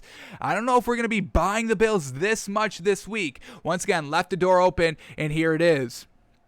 So we know the Texans can't move the ball, so, you just have to kind of easily make them go 3 now and then go down and score a touchdown. You should have scored a touchdown on the first 3 possessions, made it 21-0, and then the game is truly over at that point. But Josh Allen throws a pick on his first throw of the game, okay? And then the Texans, they get a little bit too greedy out there. They take over on the Bills' 13-yard line and go for it on 4th and 3 from the Bills' 6s on the road. You go for it, even though Davis Mills cannot move the ball at all out here, and you still try to score a touchdown. I get being aggressive, but going up 3-0, I think that would have sufficed here. But they go greedy for it. They don't get it. Great job by the Bills defense, which has been absolutely killer. I mean, you could definitely say this Bills defense is top 3, top 5. I would agree with it. So fantastic here. By the Bills defense, but the Bills offense struggling. So they throw an interception on the first drive, 3 and out on the next drive. Then they finally score a touchdown off of a Davis Mills interception to go up 7-0. But then another field goal, and then a turnover on downs, and then another field goal. So still not truly closing out the door here for the Bills. It was only 16-0 at halftime. And if you have Tyrod Taylor, this is not 16-0 at halftime. The Texans definitely take advantage of the lackluster offense ability to start this game. The Bills have kind of shown through the first 4 games out here. So I'm not 100% sold on the Bills and offensively and Josh Allen just quite yet, leaving the door open against mediocre teams. We just saw the Panthers flounder because they did the same exact thing. When they faced the real opponent, the Cowboys, the Bills have the Chiefs this week on Sunday Night Football. I mean, and I don't think it's going to be at home because the Bills have had literally like every game at home to start this season. So they had to go on the road against Miami. That's it. So just not closing out the door. If you make this one 21-0, yeah, that's game over. That's closing the door, absolutely. But they only made it 16-0, and then after halftime, the first drive, having to settle for another field goal. So still only 19-0 at this point. It's definitely, it's 3 possessions, which is still great. We're not knocking it 100%, but it's still not, 28-0, where you need to score a touchdown every single drive. And then they finally start to close the door here. They score a touchdown and then a touchdown and then a touchdown, and that's when they close the door. But the fact that the Bills left the door open, that's why we're not 100% sold on this Bills team just quite yet. And folks, you have to remember they're facing lackluster teams. This Bills team is kind of regarded as one of the top upper echelon teams in the league, and they're just not winning convincingly from start to finish. And I know that, opposing teams always put up a good fight. I'm not saying that they're not, but when you let teams hang around, if you let the Chiefs hang around, if you let the Cardinals, if you let the Cardinals hang around, they've shown it 2 times already, and there's only been 4 games. If you let them hang around, great teams find a way to win. And yeah, the Texans won't find a way to win because they're not a great team. They don't even have a quarterback serviceable to move the ball. If they have Tyrod Taylor in this game and you start the game with an interception and you only start 7-0 and then, settling for field goal after field goal after field goal, Tyrod Taylor makes this a competitive game into the second half. Maybe the Bills still win the game at the end of the day, but it's still competitive and putting pressure unnecessarily on your team to perform. So not 100% sold on this Bills team. They've got a great defense. Josh Allen is seeming good, but still can clean it up a little bit and get it done inside the red zone. Alrighty, let's see. Let's talk about Josh Allen and what his official completion percentage is and all the stats and all that good stuff. So here we go. Josh Allen goes 20 of 29 for 68% completion percentage. We love that. 248 yards, 2 touchdowns. He threw the interception. We said the first throw of the game, unfortunately. Mitch Trubisky gets into the game as well. Well done for Mitch Trubisky. Got to love him having some good success out here. 1 for 1 for 8 yards. 100% completion percentage. Mitch Trubisky out here. Got to love it. Devin Singletary, 14 carries for 79 yards. Zach Moss, 14 carries for 61 yards and a touchdown. So love the balanced attack here. 29 passes, 28 rushes by, actual running backs out here. So that was absolutely fantastic. And running back by committee got it done. Well over 100 yards. That's what we love. All right, let's see who Josh Allen was throwing the ball to. Stephon Diggs, leading receiver, 7 catches for 114 yards. Emmanuel Sanders, number 2, 5 receptions for 74 yards. That's what we love here. Stephon Diggs, Emmanuel Sanders. Love that. Josh Allen's going to Emmanuel Sanders a little bit more, and we just saw him really kind of come alive last week. So love that he's still getting some nice targets and deep down the field opportunities. Dawson Knox, some great touchdowns here. 5 receptions for 37 yards and 2 tugs. And then Cole Beasley, 2 receptions for 16 yards. All right, now the Texans. Davis Mills is absolutely horrendous, and he's a rookie. He's not one of these highly rated rookies. I don't even think he got taken in the first round. But Davis Mills, he's definitely not it, and that's kind of what we've already known, but it's definitely shown here again. Davis Mills goes 11 of 21. Yikes, 52% completion percentage for 87 yards. Dink and dunk, no touchdowns, 4 interceptions. Now, granted, he did throw 2 of these interceptions in the second half. So the first interception comes in the first quarter, and it goes down for a touchdown by the Bills. Second interception came in the second quarter, and they score 3 points off of it. So once again, what we're saying, 13 or 10 points in the first half off of turnovers of their only 16 points that they put up in the first half. They're not closing out these games, folks, not closing the door. Then the other 2 interceptions came in the fourth quarter when the game was already over. So, not 4 total, but, 2 that definitely hurt him. Who fumbled as well? Somebody fumbled. Jordan Akins fumbled. Unfortunate. That came in the second half. All right, Mark Ingram, leading rusher here for the Texans that just could not get anything going. 6 carries for 24 yards. David Johnson, 5 carries for 21 yards. Philip Lindsay getting 4 carries for -1 yard. So this kind of running back by committee is getting swallowed up because there's no threat of a passing game. So of course the rushing game is not going to happen. The next time we really can talk about this Texans in a positive light is when Tyrod Taylor comes back. When Tyrod Taylor comes back, I'm still going to be buying this Texans team. I still like what they're doing. They're still competitive in these games. It's just they don't have a quarterback, and we know what happens when you don't have a quarterback. You can't move the ball. You can't put up points. Ask the Dolphins. They are doing the same thing. Good defense, competitive, hanging around the games, but they're not winning. They can't move the ball. So Bills get the big old explosive win 40-0, but they didn't shut the door early. Alrighty, next game up here is the Colts and the Dolphins. And once again, the Dolphins just don't have a quarterback. Jacoby Brissett is not the answer. I would go with Sinnett next week, honestly.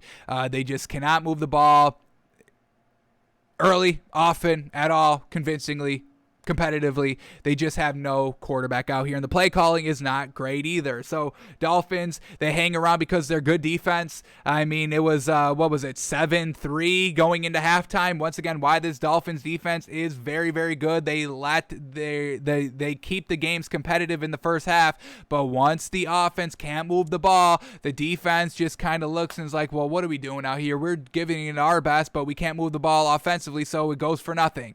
And then they just kind of, give up and not truly give up in the second half, and that's exactly what happened here with the Dolphins. It happened with the Texans. You can't just single-handedly have a great defense with no offense. It does not work. So let's start here with the Miami Dolphins and how bad Jacoby Brissett is looking. So he goes 20 of 30 out here, folks. 20 of 30. What do we got?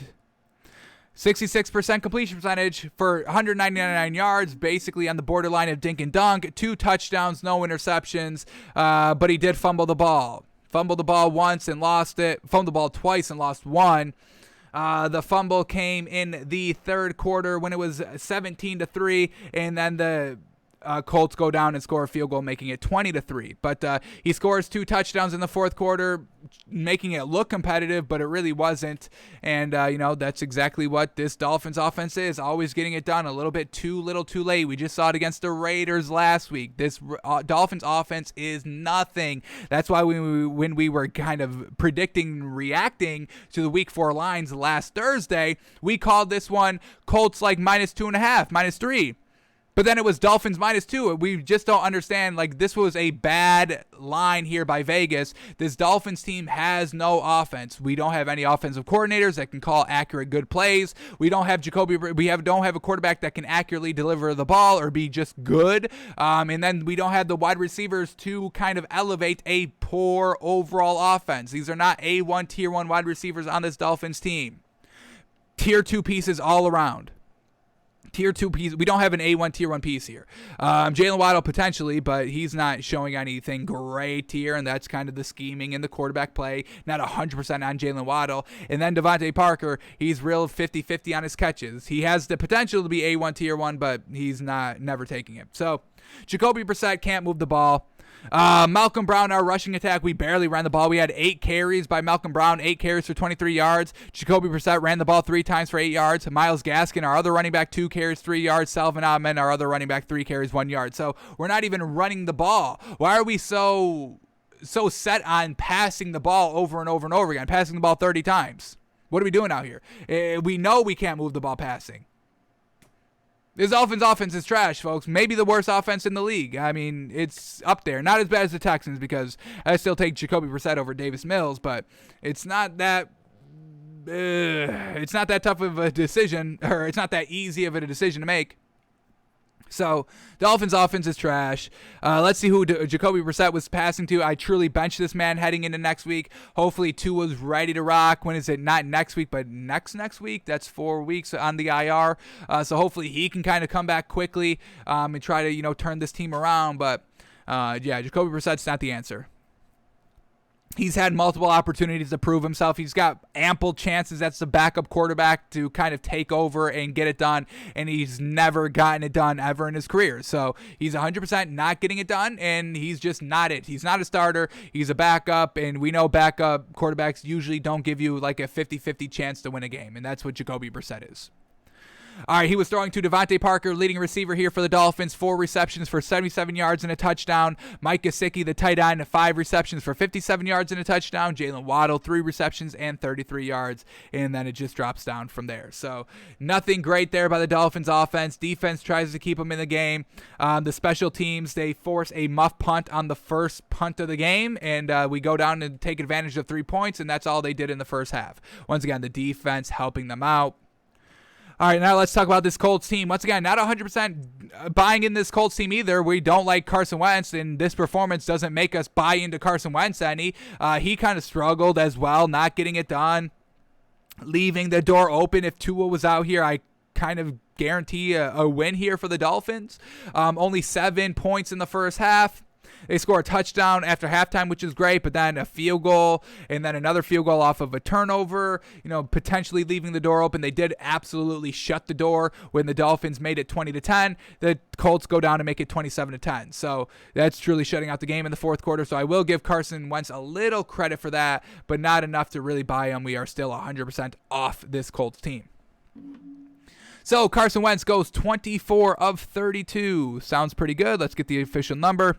We got 75% completion percentage for 228 yards, a little bit of dink and dunk on 24 completions, 2 touchdowns, didn't throw an interception, and I believe Nyheim Hines fumbled the punt, and that's what it was. And let's talk about that. So Carson Wentz, an okay game overall, not doing anything that needs to be done, not as kind of being an A1 tier 1 quarterback, not as single-handedly going out and winning these teams a game, kind of playing game manager quarterback, and that's not what we need out of Carson Wentz. We just saw Phillip Rivers play game manager quarterback last year for the Colts, and it resulted into a first-round playoff exit. That's not what we want to see this Colts team do.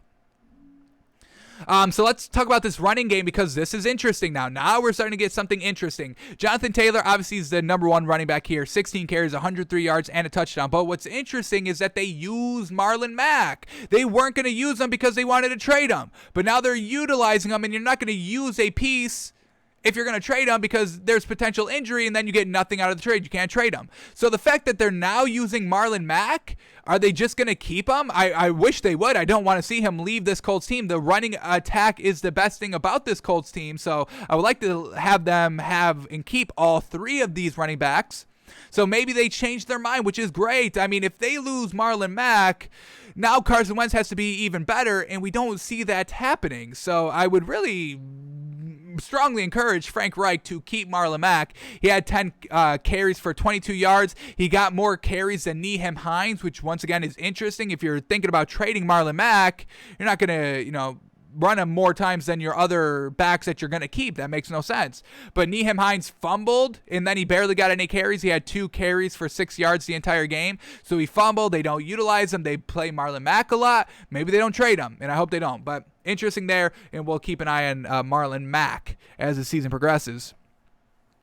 All right, let's see who Carson Wentz was throwing the ball to. Michael Pittman Jr., 6 receptions for 59 yards. He was the leading receiver, just not going above and beyond. We need something a little bit more here by this Colts team. Zach Poshko, 4 receptions, 44 yards. Mo Alley Cox, 3 receptions, 42 yards. He had 2 touchdowns as well. Is Mo Alley Cox a tight end, or is he a receiver? What do they got him? He is a tight end. So, once again, Carson Wentz going to the tight ends in the red zone, which I've got no problem with, but we want to see you utilize your receivers, and y'all always take this like out of context all the time. It's like when we're just talking about these players, and yeah, I don't like to see dink and dunk all the time, but there is certain circumstances for dink and dunk. That goes without saying. But for the most part, throughout the entire game, the bulk of your throws shouldn't be dink and dunk. So that's what we're talking about when we talk about dink and dunk, folks. Of course, you're going to be dinking and dunking throughout the game. You have to. You take what the defense gives you. But if you're just taking the dink and dunk every single time and you're just ignoring everything else and ignoring taking the shots and extending the field vertically, that's when we have a little cause for concern. And that's what we're having here with Carson Wentz in this team. I'm just not buying it, folks. So, Mo Alley Cox, 3 receptions, 42 yards, 2 touchdowns. Jack Doyle, another tight end, 1 reception, 24 yards.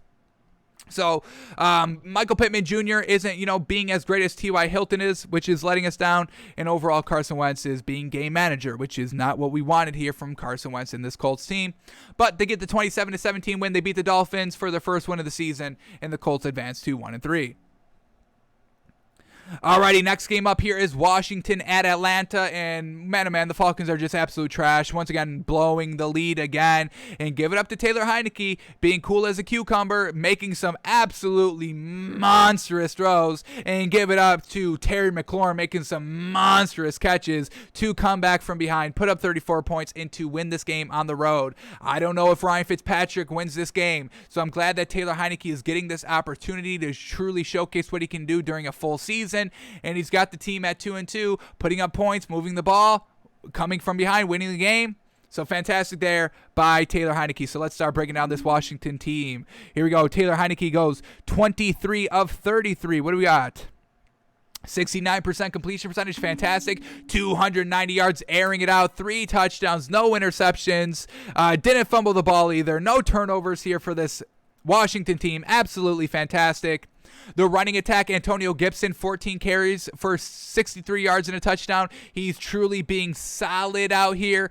He's definitely a great tier 2 running back option. There's some glimpses and glimpses of shimmers of hope of Antonio Gibson trying to kind of crack that A1 kind of running back tier. Not quite there yet, but he's definitely improving every single week, and he's just being consistent and doing what he needs to do. So I can't say enough good things about Antonio Gibson. Great work. J.D. McKissick, 7 carries for 15 yards, and then Taylor Heineke taking off 5 times for 43 yards as well. All right, let's see who Taylor Heineke was throwing the ball to. Terry McLaurin, 6 receptions for 123 yards and 2 touchdowns, folks, coming in big time. Let's see where these touchdowns came by Terry McLaurin. So the first one came to get them out rolling. They were down 7-0, and then Terry McLaurin makes it 10-7. And then Terry McLaurin's second touchdown reception comes in the fourth quarter to make it 28-23 when they were down 30-22. So unfortunately don't get the 2-point conversion.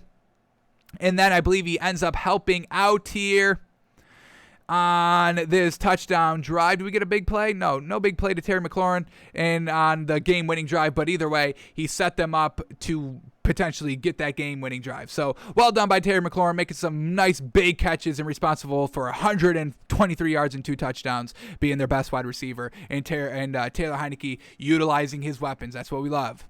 Then we get J.D. McKissick, a running back, second leading receiver, 5 receptions for 44 yards and a touchdown. Then DeAndre Carter, 1 reception, 24 yards. Adam Humphries, 1 reception, 19 yards. Curtis Samuel, 4 receptions, 19 yards. And then Ricky Seals-Jones, 2 receptions, 19 yards. So just utilizing Terry McLaurin all over the place. We absolutely love it. All right, now the Falcons. I mean, man, oh man, another blown lead. They were up 10-0. Blew that. Then they got up 17-13. Blew that. Then they got up 30-22 and blew that right at the end of the game. So once again, the Falcons are the same old Falcons. You have to totally rebuild this team. Matt Ryan is just not the answer. He can't get it done between the 20s and he can only get it done between the 20s and the 20s. Can't get touchdowns. Settles for field goals over and over and over again. Just looking not great out here. So this Falcons team, it's got to change. It's not the coach. It's the quarterback. It's the offensive coordinator. It's all of that. You got to blow it up. You got to move on. They're not getting it done. They put up 30 points, which seems great, but you end up blowing a lead, and we know that the Falcons blow leads. That's their meme, folks.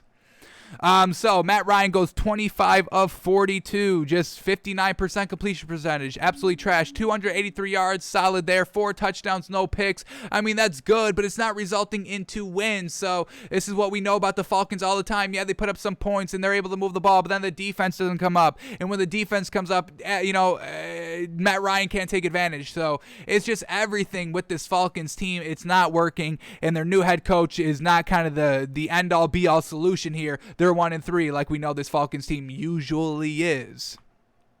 So Matt Ryan isn't kind of this clutch quarterback that can always get it done. Cordell Patterson in the run game was the leading rusher, 6 receptions for 34 yards. Then we had Wayne Gallman, 6 carries for 29 yards. Mike Davis, 13 carries for 14 yards. That's atrocious. So once again, we never liked Mike Davis, in this running attack here is nothing special here by this Falcons team. So Cordell Patterson was the leading rusher, and he was the leading receiver. 5 receptions for 82 yards, and he had 3 touchdowns. Calvin Ridley, 7 receptions for 80 yards. Kyle Pitts, 4 receptions for 50 yards. Hayden Hurst, 4 receptions for 29 yards. They've got so much great wide receiver talent that, once again, Matt Ryan throwing 59% completion percentage and just being lackluster the entire season so far. There's really no excuses in terms of weapons. These are great weapons out here, and they're still losing games and barely putting up points. Yes, they put up 30 points this game, but that's really all they've done all season. They got blown out by the Bucks 2 weeks ago, and once again they put up like 25 points, but they put up the bulk of those points when the game was basically over. So it's just this Falcons team. There's a big stigma to them. You got to blow it all up. Matt Ryan, unfortunately, needs to get out of here, and they need to get a great running back and try to preserve Calvin Ridley and Kyle Pitts, because that's really who you should be rebuilding around, and we'll see if they do that come this offseason, where they get a pretty high draft pick, I'm sure. So Falcons lose 34-30. This Washington defense is done. I don't think this is like an elite defense anymore. So they're truly having to kind of rely on their passing game, and their passing game is starting to kind of get there. So this Washington offense is good. This Washington defense needs to kind of figure out what they did last season and get back to that. But so far, this Washington defense is not what it was last season, which won them all the games. So Taylor Heinicke kind of proving out that he can kind of go toe-to-toe in a shootout, which is great, and I'm glad that Taylor Heinicke is getting his look out here, and hopefully they don't go back to Ryan Fitzpatrick. I don't think there's any need to. You got Taylor Heinicke at 2-2. I don't know if Ryan Fitzpatrick does any better than 2-2, honestly, so I keep Taylor Heinicke, and hopefully they do. He's got them with another win out here. Alrighty, next game up here is the Seahawks and the 49ers, and man, oh man, Seahawks getting out to a slow start here, and that didn't leave a good taste in our mouth, because we know the Seahawks have been struggling in the back half over the last couple of weeks. This time they struggled in the first half. Second half, they get it going. I mean, touchdown to kind of start the second half. They go 4 and out on their first drive, but then it's touchdown, and making it 28-13, kind of putting away the game at that point, and then just some 3 and outs in the second half, not needing to move down the ball, and they end up walking away with the 28-21 win. So, well done by the Seahawks, just staying the course. Tough division opponent here in the 49ers, and they squeak out with a nice win here, and they both advance to 2-2. So let's start here with Russell Wilson and the Seahawks. So Russell Wilson goes 16 of 23, 69% completion percentage, fantastic. Only 149 yards, a little bit of dink and dunk, 2 touchdowns and no picks. Great job by them not turning over the ball. They did fumble 3 times, but recovered all of them. Russell Wilson fumbled once, Will Dissly fumbled once, and Freddie Swain fumbled once as well. They got those all back, thank goodness. Or, one possession game right here, potentially lose it. You can ask the 49ers about one possession games and turning the ball over. They just did that to Aaron Rodgers and lost the game. So well done by the Seahawks of getting back on all those balls, and well done by the Seahawks of just not just focusing on the passing game. We're truly going to be celebrating all these teams that have a well-balanced run and pass game. You don't need to sling this ball around 50 times a game to put up the points. We have seen them do this throughout this season. You can have a well-balanced running attack and still put up the points. So, Russell Wilson, solid game out there, but just a little bit of dink and dunk. Let's see who was rushing the ball here. Alex Collins, 10 carries for 44 yards and a touchdown. Chris Carson, 13 carries for 30 yards, and then Russell Wilson took off 4 times for 26 yards. But, 23 rushes, 23 passes. Fantastic. And let's see who Russell Wilson was throwing to. DK Metcalf, 4 receptions, 65 yards and a touchdown. Alex Collins, 2 receptions, 34 yards. Tyler Lockett, no big game here, 4 receptions, 24 yards. And then Freddie Swain, 3 receptions, 20 yards and a touchdown. Alrighty, what else helped this Seahawks team? Well, no Jimmy Garoppolo. He ends up getting a hamstring injury and does not return after halftime. And unfortunately, this is all that Kyle Shanahan needed to see to truly go with Trey Lance for the rest of the season. I don't think we see Jimmy Garoppolo for the rest of the year, folks. Trey Lance played all right. They don't put his stats up here, so we're going to have to get into the Score Mobile to get the official stats here for Trey Lance, but let's start here with Jimmy Garoppolo. In the first half, he went 14 of 23, 60% completion percentage, nothing great. 165 yards, 1 touchdown, 1 pick. Let's see where this pick came from. The touchdown came on the first possession of the game, so that's getting out to a good start. That was great by Jimmy G, but then the next drive resulted in an interception, and luckily for the 49ers, the Seahawks only go 3 and out. But then to answer that, they get into field goal position. Jimmy Garoppolo brings them down to the 23-yard line to attempt a 41-yard kick. Unfortunately, it does not go. And then he goes on an 8-play, 27-yard drive that unfortunately stalls. At first and 10, pass incomplete. Second and 10, 5-yard run. And then third and 5, pass incomplete. So Jimmy G not able to kind of be clutch and pick up that first down. And unfortunately, they weren't able to kind of move the ball for the rest of the first half. But then Jimmy Garoppolo gets taken out because of his hamstring or calf injury, they're calling it officially. Calf injury, excuse me. So Jimmy Garoppolo's old little calf out there not holding up, so they switched to Trey Lance in the second half. Now let's see what Trey Lance was doing out here. All right, so here we go. Trey Lance goes 9 of 18, 50% completion percentage for 157 yards, airing it out a little bit on only 9 completions, 2 touchdowns and no picks. So this is it now. Trey Lance there's no going back to Jimmy G. We know he has injury history, and that was the reason why they got Trey Lance in the first place. And now the first sight of an injury, you just got to move off of Jimmy G. He's not going to be able to hold up. You already got Trey Lance out here that had some solid experience. He played from the second half on, so let's kind of read some of these drives here by the 49ers. So to start, he goes 4 plays, 22 yards. Now, no real passes there on that drive, kind of the running game helping him out. Second drive, they go 3 and out. Couldn't pick up the 3rd and 4 through the air, unfortunately. And then the next drive, they fumble. Oh, man. The kickoff, they fumble on the kickoff. Unfortunate. And then Trey Lance finally gets going. 4 plays, and he had a big 76-yard touchdown pass to Deebo Samuel for the touchdown. And then they go back to 3 now, and then a turnover on down. So Trey Lance maybe is not looking that good. 76 of his 157 yards came off of 1 big play. And then this is a solid drive right here. 13 plays, 90 yards, 4.5 minutes left when they're down 14. So they're just trying to kind of, all right, we're not going to win this game. Let's get something to kind of build upon for next week. But I would expect, Trey Lance to definitely start next week, 100%. We'll see if Jimmy Garoppolo comes back, but they'll kind of, rest him for this week. They'll see what Trey Lance does next week, and then they'll kind of make their decision next week, 2 weeks from now. That's kind of how I think they're going to play it out, but I don't think they go back to Jimmy Garoppolo. Trey Lance, we'll watch him on Wednesday to kind of see if he was actually getting it done. How was he looking? Just by those drive charts, this is not something that is ready to go right now, like most of the rookie quarterbacks playing this season. So just unfortunate by Jimmy G. The injury came. They had their exit strategy. They had their excuse if they want to use it, and I fully intend them to use it. Kyle Shanahan seemed to be kind of chomping at the bit to get Trey Lance out there, and now he's got his excuse. So we'll see if they take it. All right, the running attack here for the 49ers, 19 carries by Trey Sermon for 89 yards. And then let's see who was catching passes here by Jimmy Garoppolo and Trey Lance. So here we go. Deebo Samuel, leading receiver, 8 catches for 156 yards, 2 touchdowns. We saw, Trey Lance go to Deebo Samuel for the deep ball. Landy scored on their last touchdown with him as well. Kyle Juszczyk, 4 receptions, 41 yards. George Kittle, 4 receptions on 11 targets. Woof.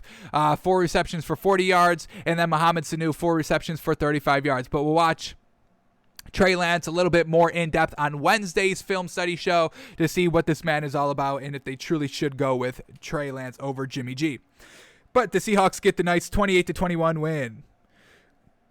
All right, and then this Jimmy Garoppolo on calf injury says, quote, been in this situation too many times. It's getting real old. So just one of those things that's part of the business. So once again, he says it right there. It's getting old. Kyle Shanahan is saying the same exact thing. This is getting old, and they are going to switch off of Jimmy G. And just unfortunate injuries hurting people's careers. Carson Wentz, injuries kind of hurting his career. If I'm Frank Reich, I have to stay with Carson Wentz this season because I've got nothing in my back pocket. But come next season, we're truly moving off of Carson Wentz because of the injury history. 49ers, they already had their backup plan, so it's going to make it a little bit easier for them to move off of Jimmy G. But at this point, you just got to move off of him. He's not reliable. He's not available. And isn't this the big thing that we're all worried about this season because of the vaccine? If you don't get the vaccine, your availability comes into question. His availability is now into question. Truly unfortunate. So just got to move off of Jimmy G. And then we get this quote here by Kyle Shanahan.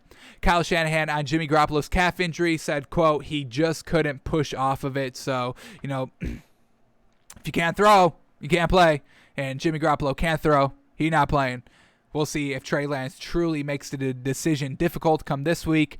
See how he does. But I would definitely say Jimmy Garoppolo is definitely out this week and potentially is done with the 49ers. Alrighty, next game up here is the Cardinals and the Rams. And man, oh man, these were our number 1 and number 2 teams coming into this week, according to our power rankings. Rams number 1 and Cardinals number 2, and they go head-to-head in the Cardinals on the road against the division opponent, and they end up winning and don't turn the ball over. Yes, sir. I'll spoil it right now. Cardinals will be the new number 1 team tomorrow in our power rankings. It's locked in. There it is, Cardinals number 1. We'll see if the Rams slide to number 2, if they slide down a little bit more. Maybe they get out of the top 10 because of this loss. Maybe. I don't know if we go that far, but we'll see how far this Rams team slides from number 1. But well done by this Cardinals team. What was kind of the knock, a little bit of a knock on this Cardinals team the last 2 weeks? Turning over the ball. Wow, we gave them a great praise and green flags, and why we bought into this Cardinals team so much was because they were finding ways to win the game when everything was going wrong, when everybody was turning over the ball, when they were down double scores, double digits, all that. They found ways to everybody buy back in, everybody stay calm, and go and win the game. And they've done that the last 2 weeks. That's why we had them so high in our power rankings. This time they come out laser focused from start to finish. Don't turn over the ball. Yeah, they didn't have any turnovers here. Fantastic. James Conner fumbled once but got it back. So they had a clean game, didn't turn over the ball, took advantage right from the get-go, and wins the game. Matthew Stafford throws an interception on the second possession. They go down and score a field goal. Their next drive, they score a touchdown off the interception. Next drive, they score a touchdown. Next drive, they score a touchdown. And now they're up 21-10, and they get one more field goal before halftime, making it 24-13. After halftime, they score a field goal. Then the next drive, they score a touchdown. Next drive, a field goal. And they're just scoring points on every single possession right here, not turning over the ball, and that defense making it hard for the Rams to move down the field and put up points. I mean, they only put up 20 points this entire game. That's very uncharacteristic of what we've been seeing from this Rams team. So huge praise here by the Cardinals, division opponent, number 1 in the division on the line, undefeated record still on the line, and they go out and play a flawless game on the road. Absolutely fantastic. Tom Brady didn't play this well on the road here. Unfortunate. So let's talk about this Cardinals team first. Here we go. Kyler Murray goes 24 of 32. Gosh dang, so gosh dang good. And clutch, folks. That's what we're talking about. They didn't turn over the ball here. That is so gosh dang impressive, folks. So gosh dang impressive. And Kyler Murray throws 75% completion percentage for 268 yards, 2 touchdowns, no picks. The running attack, Chase Edmonds, 12 carries for 120 yards. James Conner, 18 carries for 50 yards and 2 touchdowns. Kyler Murray, 6 carries for 39 yards. Running back by committee going off this game. And let's see who Kyler Murray was throwing the ball to. A.J. Green, leading wide receiver here. 5 carries for 67 yards and a touchdown. DeAndre Hopkins, 4 receptions for 67 yards and no touchdown. Max Williams, 5 catches for 66 yards and a touchdown. Rondale Moore, 3 receptions for 28 yards. Chase Edmonds, 4 receptions for 19 yards. So Kyler Murray going to everybody. Love seeing that A.J. Green is right up there with DeAndre Hopkins as the leading wide receivers for this Cardinals team. Not not dinking and dunking, airing it out, taking advantage of turnovers, and just moving the ball down the field for touchdowns and getting into scoring territory and not letting this Rams defense lock everybody up. This Cardinals team playing a flawless game is the biggest takeaway from this week, folks. From the entire week is the Cardinals, and everybody should be respecting them by putting them as the number one team in the league. All right, now let's see what went wrong with this Rams team. Matthew Stafford, it seemed like they were a little conservative in their play calling when they got inside the red zone and throwing that interception to start off the game. Not great. But Matthew Stafford goes 26 of 41, 63% completion percentage. Nothing great. 280 yards, 2 touchdowns. He throws a pick. We all know the pick came second possession that resulted in a touchdown. Unfortunate. All right, running game here. Darrell Henderson back in the mix, 14 carries for 89 yards. Sony Michel, 3 carries for 11 yards, but he also fumbled. Ugh. And his fumble came at a bad time that resulted in a touchdown. So the Cardinals making you pay for your mistakes, and we've seen them do that the last 2 weeks when they were down and forcing the turnovers and cashing in on those mistakes. This Cardinals offense, they know the urgency. They know those kind of mojo moments that can swing the entire momentum of the game. It's the Cardinals, folks. It's the mother-loving Cardinals. Respect the team. Kyler Murray's playing out of his mind. The defense is right up there too. So, unfortunate turnovers here early on for the Rams, and they just could not keep up scoring after those turnovers. Unfortunate. Let's see who Matthew Stafford was throwing to. Von Jefferson, leading receiver for the Rams, 6 receptions for 90 yards and a touchdown. Cooper Kupp, 5 receptions, 64 yards. No touchdown there. No big play hookups time and time again. Cooper Kupp getting a little locked up here. Robert Woods, 4 receptions, 48 yards and a touchdown. Tyler Higbee, 4 receptions, 36 yards. Deshaun Jackson, 1 reception, 6 yards. Once again, he wasn't able to take the top off the defense. They weren't able to connect. Unfortunate. Once again, great job by the defense of locking up all the great pieces here that the Rams have. So the turnovers here by the Rams, unfortunate, and the Cardinals take advantage, and they end up winning the game. Very well done. So the Cardinals get the 37-20 win over the Rams, and the Rams are going to be sliding a little bit in our power rankings. Alrighty, next game up is the Steelers at the Packers, and the Packers get the nice 10-point win here, 27-17. And once again, the Steelers offense is still struggling. Now, we said they were struggling, kind of getting out to slow starts, and they didn't have a slow start. Their first drive, they go down and march down for a touchdown, 75 yards, fantastic. But then it goes back to getting out to a slow start. The next drive, 3 and out. The next drive, fumble. The next drive, having to settle for a field goal. And then we're at halftime. And then after halftime, 5 plays, have to punt, turnover on downs, 6 plays, punt, 7 plays, turnover on downs, and then finally a touchdown with about 4 minutes left to make it 27-17. Game's over at that time. So once again, another slow start here by the Steelers. The offense just not doing anything consistent or anything meaningful throughout the entire game, and they're finding themselves down to starting 1-3, folks. Not great at all. So still big struggles here by the Steelers, but let's start here with the Packers. Aaron Rodgers, once again, I mean, this Steelers defense trying their damnedest. It's not like Aaron Rodgers came out firing. They got out to a 7-7 tie, and then they went out 14-7. They made it 17-10, and made it 20-10. But nothing truly putting away this game until kind of 27-10 midway third quarter. That's when the game was over. So there was still an opportunity for the Steelers team to take advantage, and they don't. They just don't do it offensively. So the Steelers team struggling like we all know, and it did not get any better this week. Unfortunate. But let's talk about the Packers since they won the game. Here we go. Aaron Rodgers goes 20 of 36. Nothing great here by Aaron Rodgers. Only 55% completion percentage. 248 yards, 2 touchdowns. He didn't throw a pick, which is great. Didn't turn over the ball, which is great. Aaron Jones ended up fumbling, unfortunately. Let's see where this fumble came. The fumble came in the third quarter when, hey, the Steelers were kind of potentially trying to get back in the game, down 27-10.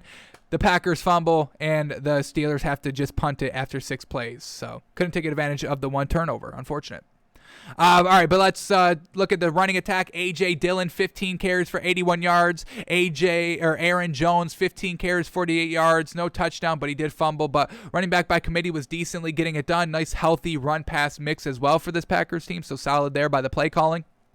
All right, and let's see who Aaron Rodgers was throwing to. Randall Cobb, leading receiver, and isn't that great to hear, Packers fans? Randall Cobb back in action for y'all. 5 receptions for 69 yards and 2 touchdowns. Devontae Adams, 6 receptions for 64 yards. Aaron Jones, 3 receptions, 51 yards. Alan Lazard, 2 receptions for 33 yards. So Aaron Rodgers, nothing great in this game. A tough game that he didn't really blow out until the late second half. And the Steelers, just unfortunately, offense is absolutely trash. Now let's find out why. Big Ben throws 26 of 40. That's not sounding too great, but let's see what the official number is. 26 of 40, 65%, right on the borderline of good. 232 yards on 26 completions, dink and dunk, 1 touchdown, 1 interception. The interception here by Big Ben is in the fourth quarter when the game was already over on their very last drive. So the interception really has no play in this game. But Big Ben just not airing it out and just not being that great. I mean, that's definitely a huge piece of why. The play calling is another reason why. Najee Harris, 15 carries for 62 yards and a touchdown. Not terrible rushing the ball there. Let's see who Big Ben was throwing the ball to. Deontay Johnson, leading receiver for the Steelers, 9 receptions, 92 yards and a touchdown. James Washington, 4 receptions, 69 yards. Najee Harris, 6 receptions, 29 yards. Juju Smith-Schuster, 2 receptions, 11 yards on 8 targets. Yikes. And then Pat Freiermuth, their tight end, 1 reception for 11 yards. But just something has to get better here by the Steelers team. Matt Canada needs to figure out how to move with all these pieces. You have all these pieces and still can't move the ball and put up points. And then Big Ben just has to lock in and make those big time throws, and everybody has to step up and make those big time plays. It takes everybody on the Steelers team. There's not just one point where we can kind of pinpoint to say this is why they're trash. They're just overall as a team trash, and that's the worst when the entire team is just trash. So Packers, well done getting the 10-point win right here. Not a blowout win, a decent win here by Aaron Rodgers. Nothing that is really going to bolster up this kind of Packers team in our power rankings. It's a solid win, but the Steelers team, they just don't move the ball offensively. Not too impressive, but it's a win at home. We give them credit. Alrighty, next game up here is, we got 2 more to go over here, so we're almost done here, folks. Here we go. Ravens at the Broncos, and unfortunate here by Teddy Bridgewater. Gets knocked out of the game with a concussion. Unfortunate. Really wanted to see what Teddy Bridgewater could do for the full game, finally against a good opponent here for the Broncos to face in the Ravens. But Ravens get the better of the Broncos. They win 23-7. But let's start here with Teddy Bridgewater and the Broncos, because he kind of gets knocked out. I believe he doesn't return for halftime. When does he officially get knocked out? He's still out here, right here. He's playing all the way. Does he come back out after halftime? No, so he plays the entire first half. Teddy Bridgewater does. So unfortunate, gets the concussion like we said. But Teddy Bridgewater, 7 of 16 for only 65 yards and a touchdown. So bad completion percentage. Dink and dunk. He did score a touchdown. We'll give him that. When did this touchdown come? They got off the board, got out to first on the scoreboard, making it 7-0, so that's not bad. But let's look at and we're definitely going to look at Teddy Bridgewater a little bit more in depth Wednesday in our film study show to really see if he was dinking and dunking and not taking those opportunities down the field, because if we're just looking at a stat line, that's dink and dunk and not taking advantage, pushing the ball down the field. So let's quickly just look at these drive charts quickly in the first half by Teddy B and see why these drives stalled. But 1st and 10, pass incomplete at the Baltimore 49-yard line at midfield. 1st and 10, pass incomplete. 2nd and 10, pass incomplete. 3rd and 10, and he takes a sack. That's their first drive. They have to punt.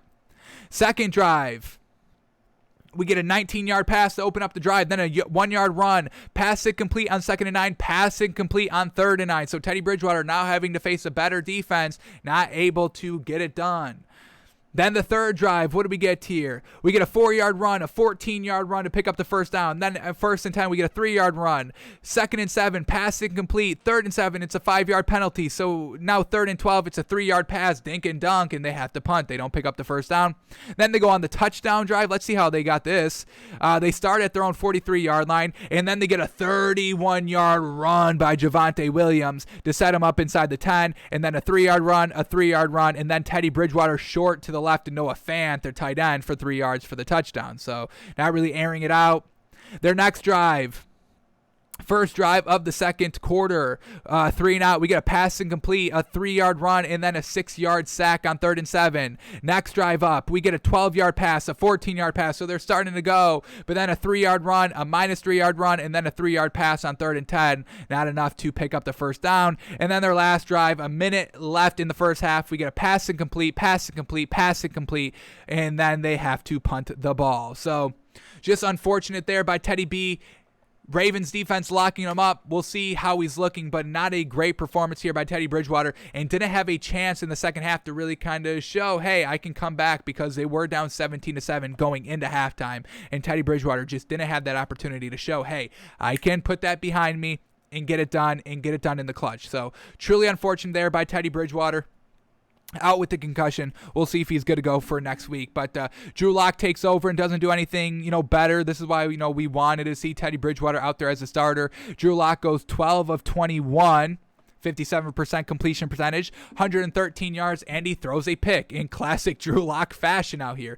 He throws this pick at the very last drive of the game when they're down 23-7, just trying to do something. So the pick won't really use against Drew Lock, but overall he wasn't able to move the ball either, and this was his opportunity to shine. Hey, you didn't choose me, that's fine, but I've been waiting in the wings and I'm going to take advantage of my moment.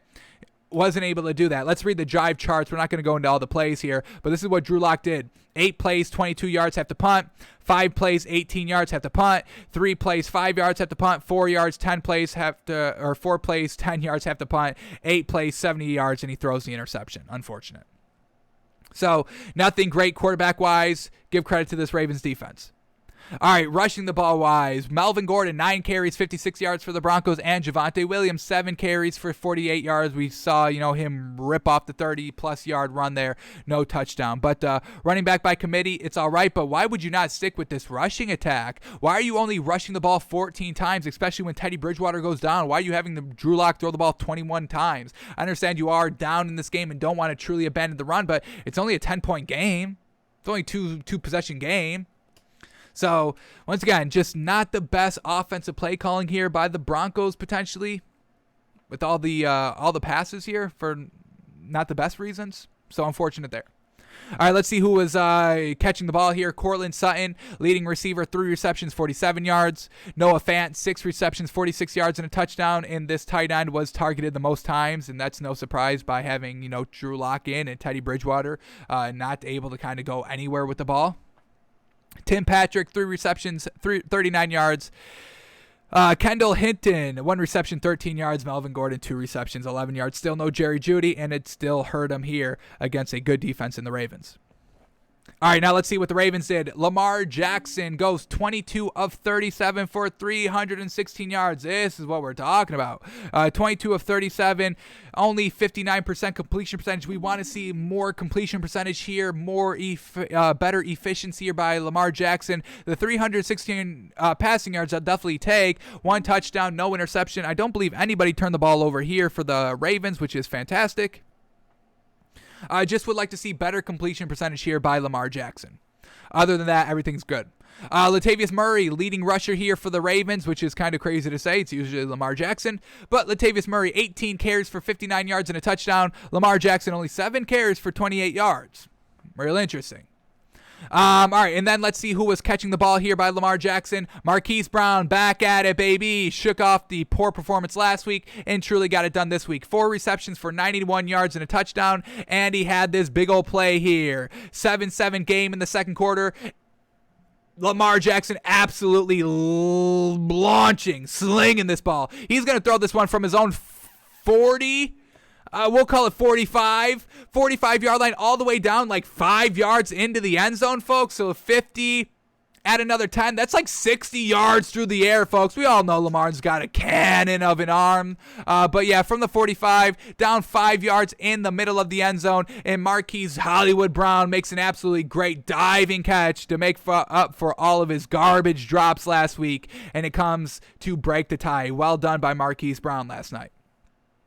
Then we have James Proche, 5 receptions for 74 yards. Mark Andrews, 5 receptions for 67 yards. Sammy Watkins, 4 receptions for 49 yards. Devin Duvernay, 3 receptions for 31 yards. Unfortunately, their rookie wide receiver Bateman does not go this week, and they were still able to get it done in the passing game. So that's a real good side heading into the next week. But well done by the Ravens. Took a slow start to get it going, but once they got it going, the Broncos couldn't keep up pace, and the Ravens were just kind of running out the ball.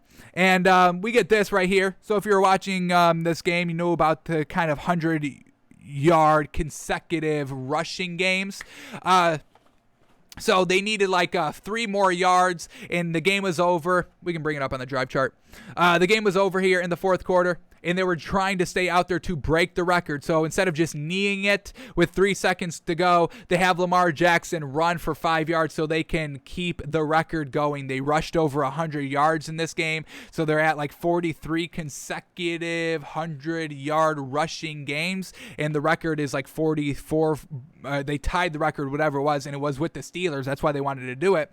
But the reason why I bring this up is because John Harbaugh, does he just want attention? What's up with that? I mean, every week it's John Harbaugh saying, hey, I made this call. Hey, I made this call. Hey, Lamar Jackson, you want to make this call? You know, that whole big thing 2 weeks ago with, them going for it on 4th down, and, John Harbaugh, the video, the clip, you can see his lips moving. Hey, Lamar, you want to go for this? And then after he's like, yeah, I left it up to Lamar Jackson, but I just had so much confidence. I was like, hey, you want to go for it? So John Harbaugh trying to get in the coaching spotlight here, and then to keep the record going with the rushing record, John Harbaugh says, quote, 100% my call for going with the rushing record. So John Harbaugh trying to get his name in the spotlight here. Is he getting kind of overshadowed by Sean McVay a little bit, by Bruce Arians, by the whole storyline this week of Bill versus Brady? Is John Harbaugh trying to be like, hey,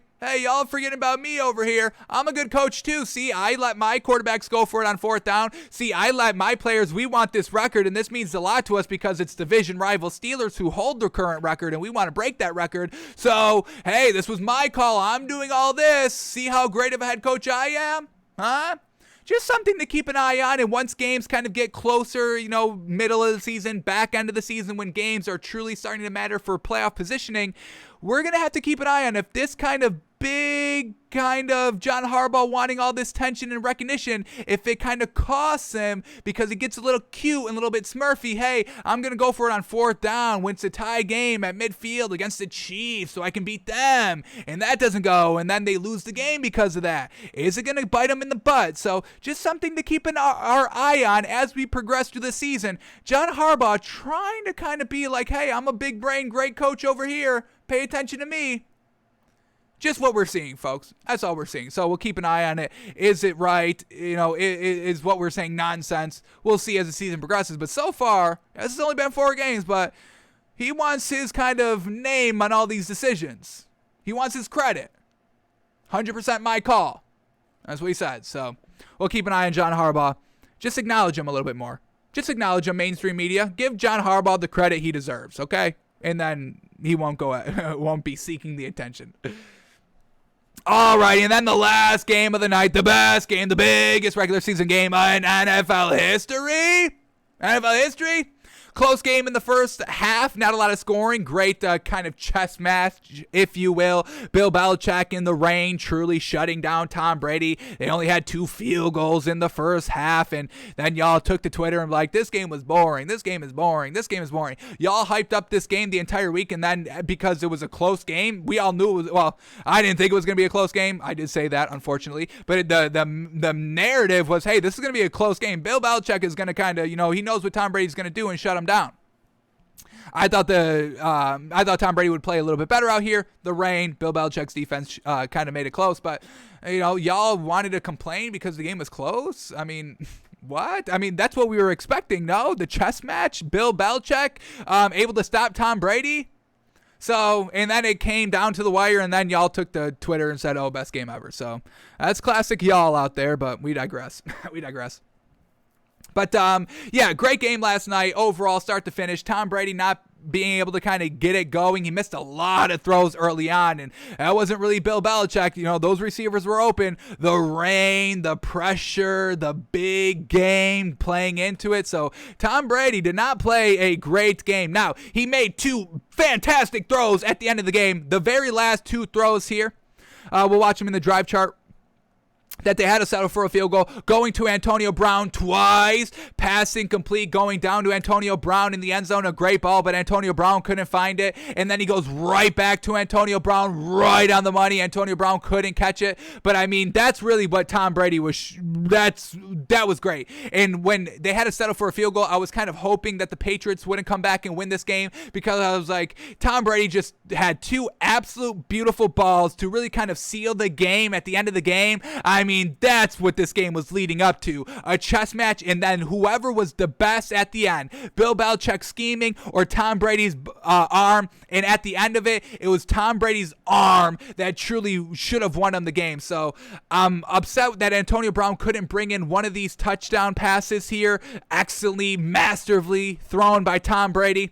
But they still get the win. They settle for the field goal, and we know that they couldn't make the 56-yard field goal, unfortunately. Nick Folk, unfortunate, could not make that. So I'm glad that Tom Brady ended up winning the game at the end, because he was making some nice big throws when he needed to at the end of the game, and they end up winning 19-17. But let's talk about his overall stats, because overall it was a real bad game. And once again, the rain probably played a big part of it. But Tom Brady's been playing in New England for 20 years. You got to get used to the rain. So I'm not gonna give Tom Brady a free pass for playing poorly. I will give Tom Brady some credit for those 2 absolute beautiful balls to Antonio Brown at the last 2 throws of the game. But here we go. Tom Brady goes 22 of 43, 51% completion percentage, folks. Absolutely trash. 269 yards, solidly airing out the ball. No touchdown. I know, unfortunate for Tom Brady. I'm sure he would have loved to score a lot of touchdowns here, but no touchdown. He didn't throw any interceptions. Should have at least had 1 touchdown to Antonio Brown, though, to seal the game, which would have been the best touchdown, right? All right, the running attack, Leonard Fournette's truly being fantastic this season for this Bucs team. Leonard Fournette, 20 carries for 90 yards. Ronald Jones, only 6 carries for 25 yards. He had a touchdown as well. But, Leonard Fournette, give that man some credit and some respect. He's truly getting it done.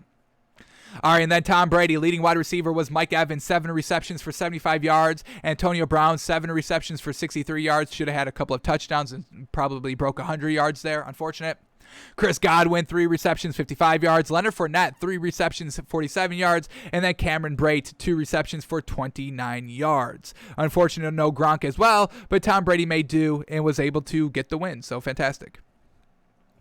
Alrighty, now let's talk about this Patriots team. Mac Jones, once again, having him play a little bit more than just game manager out here. Had him sling the ball around 40 times. He went 31 of 40, which was real solid. 77% completion percentage, 275 yards, a little bit of dink and dunk on 31 completions, 2 interceptions, 1 pick. Unfortunate, the pick came in the first quarter, and they weren't able to do anything with it. The Bucs go down and miss a 36-yard field goal. Unfortunate. So Mac Jones gets a little bit bailed out there with the interception.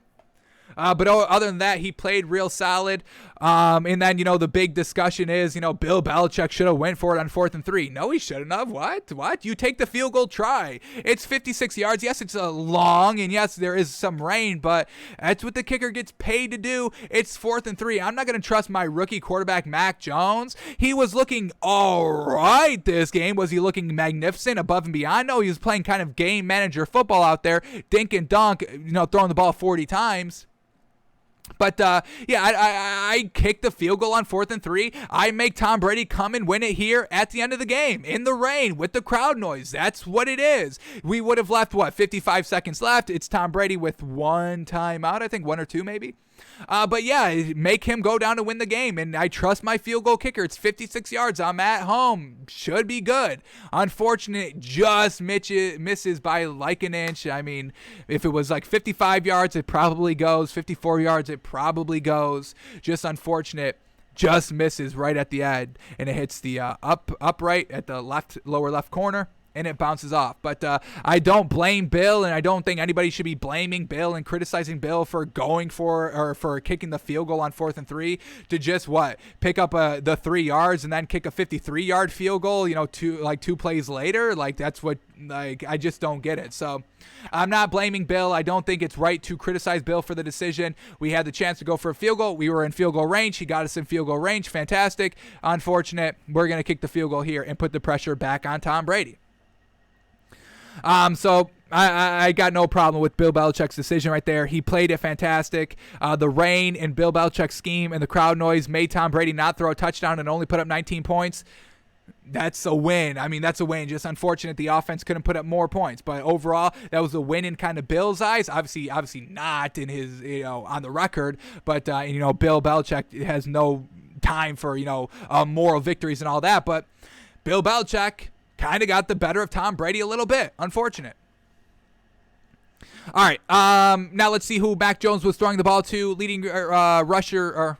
Hang on. What? This can't be right. Did they not rush the ball at all here? Was it this bad at rushing the ball here for the Patriots last night? Let's go into Score Mobile just to make sure that these stats are double checked. This can't be right, can it? Oh my God, they are right. Holy moly. Nelson Aguilar, leading rusher, 1 carry for 4 yards. Brandon Bolden, 1 carry for no yards. J.J. Taylor, 1 carry for no yards. Mac Jones, 1 rush for -4 yards. And then Damian Harris, 4 rushes for -4 yards. Y'all, what is the play calling here? What is the scheme here? We've seen this the last 2 weeks. The Patriots not rushing the ball. And what is going on? I understand some fumbles here by your main man, your Damian Harris fumbling and all that, and Ramondre Stevenson fumbling and all that, but did not even play them on this big game. Did Josh McDaniels want to prove I don't need Tom Brady? I can win with any quarterback. That's why he threw it so much. I mean, to run the ball with 4 times with your running backs, that's a little bold out there, no? Especially in a monsoon. I don't get that at all. That's the biggest story right here. The no rushes. That's why they lost. Why are you not rushing the ball? And you got to give credit to Mac Jones. I mean, slinging the ball literally every single down, knowing the pressure is going to be coming because the Bucs know you're going to be throwing the ball, and he got the ball out of his hands quickly. Once again, dink and dunk, which is what Mac Jones had to do. So it put him in a position to win the game. He just, unfortunately, on 3rd and 3, passed incomplete. They had to go for a field goal. But overall, solid game by everybody. I think it lived up to the hype. A close game that went down to the wire. And Tom Brady, some big throws at the end of the game that really should have iced it. Solid there. But a great game nonetheless. Tom Brady gets the edge over Bill. But Bill, still solid performance out there. Just unfortunate you don't get the win. And, that's what it all comes down to, winning the game. No moral victories. So unfortunate there. But well done by Tom, well done by Bill, and big game, and it went down to the wire. So what more do y'all want? All right, what do we got here? Bruce Arians on Tom Brady's return to New England says, quote, "We were losing sight that this is a team game. Everybody wanted to make this all about Brady and Belichick. I don't think Bill played a snap." So that was true. It did seem like it got real big Bill, Brady. Obviously, it should be because that's, they've been great for 20 years and they're finally going against each other. I don't care about, Mac Jones' first year. It's like, or, all those tier 2 weapons for, Nelson Aguilar. I'm not watching this game for Nelson Aguilar. So it did get into that. And it's just real interesting. Did Bill and Robert Kraft play a little bit of big brain IQ? Hey, we're going to, when you break the record, we're going to play this tribute. They didn't play the tribute. They kind of bungled it a little bit. Hey, he broke the record, but then they didn't break the record, and then they move him an inch, so he does break the record. But the fact that they didn't play the video, maybe Tom Brady kind of threw him off. The crowd cheering him pregame, but then booing him right as he took the field for the official game. Maybe that got into his head a little bit. So I think the Patriots fans and Bill Belichick and Robert Kraft, I think they got into Tom Brady's head a little bit of, all these expectations of, hey, the fans are going to love you and we're going to play this tribute. And then that didn't happen. I think Tom Brady, obviously, I don't think it messed with them like 100%, but I think it was like, oh my God, Tom Brady was like, oh, that's how they're going to do me? Okay, let me show them. You're going to, boo me? Okay. So I think that played a little bit. And then this, what do we got here? One more tweet here.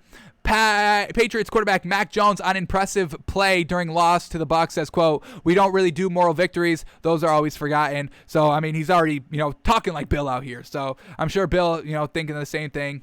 sure he said the same thing if he was given the chance. But Bucks and the Patriots get the better of the Tom Brady and the Bucks get the better of Bill and the Patriots, and they end up winning 19-17. Alrighty, folks, that is going to do it for us today. Thanks for tuning in. Thanks for watching. Thanks for listening. We are back live tomorrow, noon Eastern, where we break down the Monday Night Football game for today and do all of our Tight End University, our power rankings, and all that good stuff. Quickly, before we get out of here, let's see what the line is for tonight's game and make our official prediction. Raiders-Chargers still seems to be Chargers -3. And I'm going to take the Chargers -3 tonight. This Raiders team, close wins here, all in overtime, basically.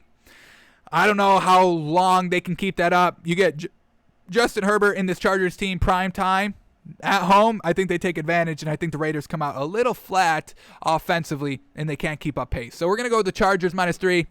Just haven't seen anything solidifying here that this Raiders team is ready for the long haul of the season in fighting in close games. So, all right, we're taking the Chargers -3.